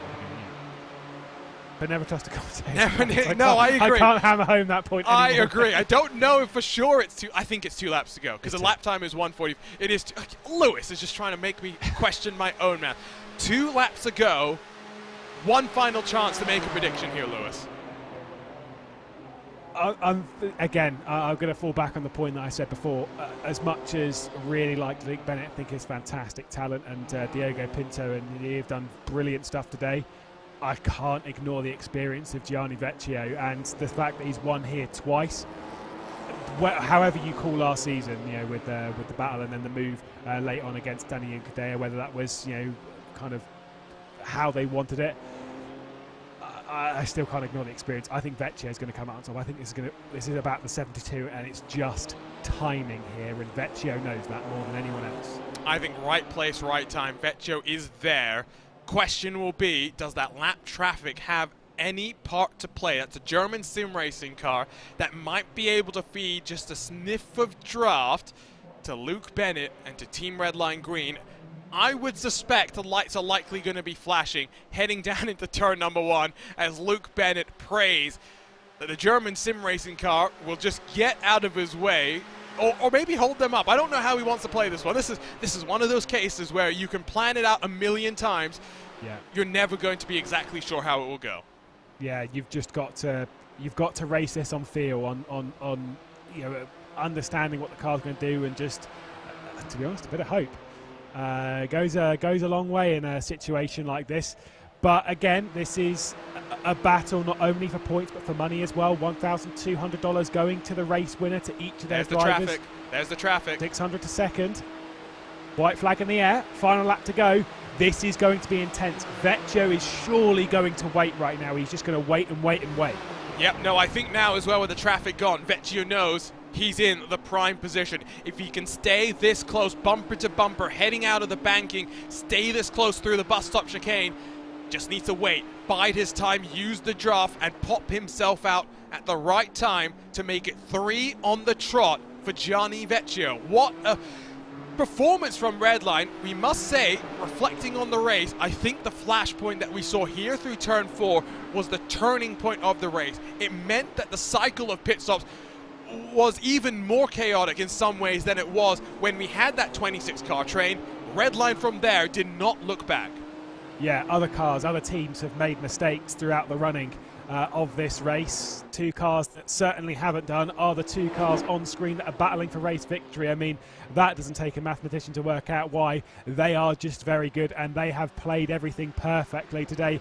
But there can only be one winner. Which one between the 2 of them is it going to be? Green versus blue. Bennett versus Vecchio. New Redline driver, old Redline driver. But both experienced, both talented. through the bus stop for the final time they fly. It was a drag race 12 months ago. It's a drag race once more. The 2022 BMW SIM GT Cup kicks off the road to BMW Sim Live, and here comes Gianni Vecchio in the draft and in control of his destiny. Bennett can do nothing but watch as Vecchio pops himself to the outside line. They almost door themselves coming down to the start-finish line, but for the third year in a row, Gianni Vecchio wins at Daytona to kick off BMW Virtual Motorsport and lock in 25 championship points for him and for his teammates Chris Lullen's hopes of making it to BMW Sim Live. Feel bad for Bennett there. There was nothing he could do. He did everything right, didn't make a mistake, as RH Esports Junior get past Cobra as well on the run towards the line. We're going to see a couple of those switches as well a bit further back, but it's all red line today, and it is all blue as well. It was it blue last year as well? It was blue last year, yeah. So 2 for blue, 3 for Vecchio. What a performance from him. $1,200 in the pocket of Gianni Vecchio, Chris Lullen, Diogo Pinto, Luke Bennett will walk home with 18 points apiece with $600 as well in their pocket. Red line controlled the last hour of the race out of the pit stop cycle, victorious to round things off. Well, Lewis, talk to us about that race from your perspective. We'll talk about the chaos, we'll talk about the carnage of the opening hour of the race. Ultimately, if Alejandro Sanchez doesn't make that mistake in pit road, things look very, very different. Look, I think the main draw from this race is how strong Apex were. Apex have found something in this car. They are taking it to redline, the dominant force in this car last season. They really did figure out, of course, in BMW Sim Live, it did come up co-anda in the end. But right now, Apex, they've got to feel confident. It wasn't the day they wanted. 3rd and 4th for their 2 top cars, the Academy cars having their issues. The pace is there. They can nail this. They just need a little bit more time, a little bit more practice, and a little bit less mistakes. Yeah, I think that's the thing. One mistake changes the complexion of the race. We saw the coordinated 3 abreast jump at Bathurst. What's the Daytona equivalent of that, Lewis? I mean, I would say double donuts. That's a bit boring and also quite tricky to do on a car track. Turn it off, obviously. Yes. But you can't exactly jump anything here. It's a little bit. It's just donuts. You can't with that attitude, that's for sure. Half a tenth, by the way. That's what separates Gianni Vecchio from Luke Bennett to wrap things up. Burn the house down, Gianni Vecchio. It is yours to celebrate here, victorious in the season opener of the 2022 BMW Sim GT Cup. He's struggling to turn off the traction control, isn't he? Yeah, there we go. Got to move the brake bias all the way forward as well, so you can do a nice little burnout as well. It's almost like he's got some practice of doing that. Cars working their way down onto pit road. Here's a look at the unofficial race results. I don't think there's going to be too many post-race changes to this. It was relatively clean within the top 10 where you think the changes might come. Vecchio and Bennett, half a tenth between them. It's a red line 1 and 2. Vecchio 3 in a row at Daytona in BMW competition. Kevin Ellis Jr. leads the charge for the Apex Racing team again. Great debut from Alejandro Sanchez. One mistake in pit lane changed the story of the race for the car that started on pole position. Elvis Rankin, the young 14-year-old, finished in 4th position with Kenny Rusin rounding out the top 5. Great day for Valkyrie Esports, continuing the show of strength for them this weekend in BMW M4 cars. Andre Melchers for RAG6 with the RAG Junior car just behind them, chased close to the line by Antiohola Fakova for full-time esports by TK right behind them for Team Redline Red. For Patrick Holtzman, Maximilian Benecke, final points paying position. Definitely not the day they would have wanted. And the word from race control, none of the top 10 currently under investigation. Urano 11th through 13th, outside of the points, but maybe they'll be able to build on this. Alexei Nesov, Sam Koitot, and Joop de Ligt across the line for them. RAG and Florian Lebigre, what a day from them. Started all the way back in the field, 33 positions gained, biggest mover on the day. Arnage started in 5th, dropped down to 15th with some contact. Nicholas Rubilar brings that car home and across the line with RSR by G Performance, Team Fordzilla, Carbon Simsport, Apex Racing Academy, and Urano Esports completing the top 20. We'll cycle through the rest of the cars. Valkyrie Esports 21st and 22nd here with P1 Esports, Divina Esports, Apex Racing Academy, and the newcomer Gael Valero announced yesterday makes his first appearance down in 25th for him and his racing team, Feed Esports Academy. Sport Team Competizione, we've seen them on a number of occasions over the course of 2021. We see them again here. German Sim Racing, the first car one lap down, along with BS Turner. That's the top 30 in a field of 48 different cars. Late Apex, apparently some late Apexes there as they finished 31st with Ronin Simsport, Energy Simsport, the rest of the cars one lap down. Falcon Racing 34th, Logitech Gialtis Esports. Alex Dunn put on a show in the first 30 minutes of the race. Technical issue drops him out of the race. Luke tried to recover what he could, but 15 laps down, the first of the retirees. Then we head to the graveyard. 12 cars sitting there. Significant damage to their M4 GT3s. Valkyrie Esports, Fire Sim Sport, Team Redline, Yellow, BS Competition, PGZ, all involved in a melee heading down in through turn 4 abreast was never going to work out. Monaco Esports started GT3 today. Great team name, by the way. Vendaval Sim Racing, Fire Sim Sport Yellow, Bila Racing Team Euronics, Maniti Racing Green, RAG, and the second of the Maniti cars complete the list of cars not qualified because 2 drivers did not finish the laps required to be qualified on the order. Well, we'll hope to get some post-race interviews with Gianni Vecchio and potentially his teammate Chris Lullam. A reminder as well, if you want to stay up to date with the latest comings and goings, not just across of BMW Sim Racing and the Sim GT Cup, but across of things happening in BMW Virtual Motorsport, head to RaceSpot.wtf/BMW Sim Racing to join the BMW Sim Racing Discord server, chat with the various competitors, chat with myself and Lewis as well, as we'll walk you through the entirety of the season. And here's a look at the schedule while we hope for some post-race interviews, Lewis. Round 1 done, Red Line 1 and 2. 1 month from now, we'll go to Michelin Raceway Road Atlanta. Usually we go there at the end of the year. Feels a bit weird to be going there in February, but what a track, what a challenging track for these M4 GT3s. Yeah, I mean, Road Atlanta's a fantastic track. It's such a difficult one. You come up over the crest, going downhill into the S's section, blind apex on the right-hand side. So tricky. Great racetrack, though. One that obviously came up in our little discussion of circuits, which are not only fun to drive, but great to race as well. That back straight away with 10A, whatever the corner name is on it, number is on it. We'll go into corner numbers, of course, Road Atlanta. Great racetrack, though. Normally one we see some drama on, particularly down to the hairpin. Now, if they're going to race as they did in Daytona, I am going to take a wild guess that we might see a bit of a 7-car, 8-car, 9-car, 10-car smack down into the chicane. Who knows? Yeah, I don't like the sound of that, Lewis. Can you stop making me scared? Are you scared? I am now terrified. I'm terrified. I am terrified. You wait till Barber, mate. Oh, don't say stuff like that. Barber is goated when it comes to tracks. Barber's just fun. Barber is one of those tracks where you either love it or you hate it. And you love it because you're good at it, or you hate it because you're not good at it. It's as simple as that. I like it, but I am bad at it. So I'm sort of the 50-50 in the middle. You know, I can take it from both sides. It's a great racetrack, great fun, as long as you're not around anyone else, because they'll make you look really bad because they're quite good at it. It's a really tricky track, though. Something about exceptions that prove the rule, something along those lines. We're now joined, though, by your race winner, Gianni Vecchio. Johnny, congratulations. You're now 3 in a row here at Daytona, BMW Virtual Motorsports action, $1,200 richer as well. When you were coming to the line on that last lap, were you always thinking that you wanted to be second coming out of the bus stop, using that draft to take the checkered flag? Gianni, do you have a copy with you? No, sorry. There we go. Yeah, actually you want to be second here, since the draft is a huge factor. Obviously you can get quite a good run out of the bus stop, and if you keep it in the right distance, you can overtake someone to the line. Maybe not into turn 1, but this time it was only the line counted, so that's why the range was perfect. Yeah.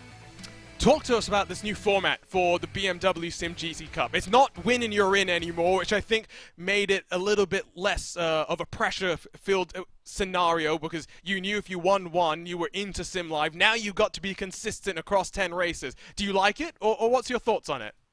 I think it's quite cool since everyone kinda is forced to do all 10 races, or like at least like 9 or 8, because the point system is quite heavy. So that's quite cool, because it's not like that we can take like easily a race or 2 off because you have to score the points. It's about scoring the points to get the ticket for the live event at the end of the year again. So I kinda like it because it gets you in a rhythm, and you are consistently driving, which is, I think, improves everyone, and it's just, yeah, pretty easy to get used to. Good way to start off 2022 as well for you.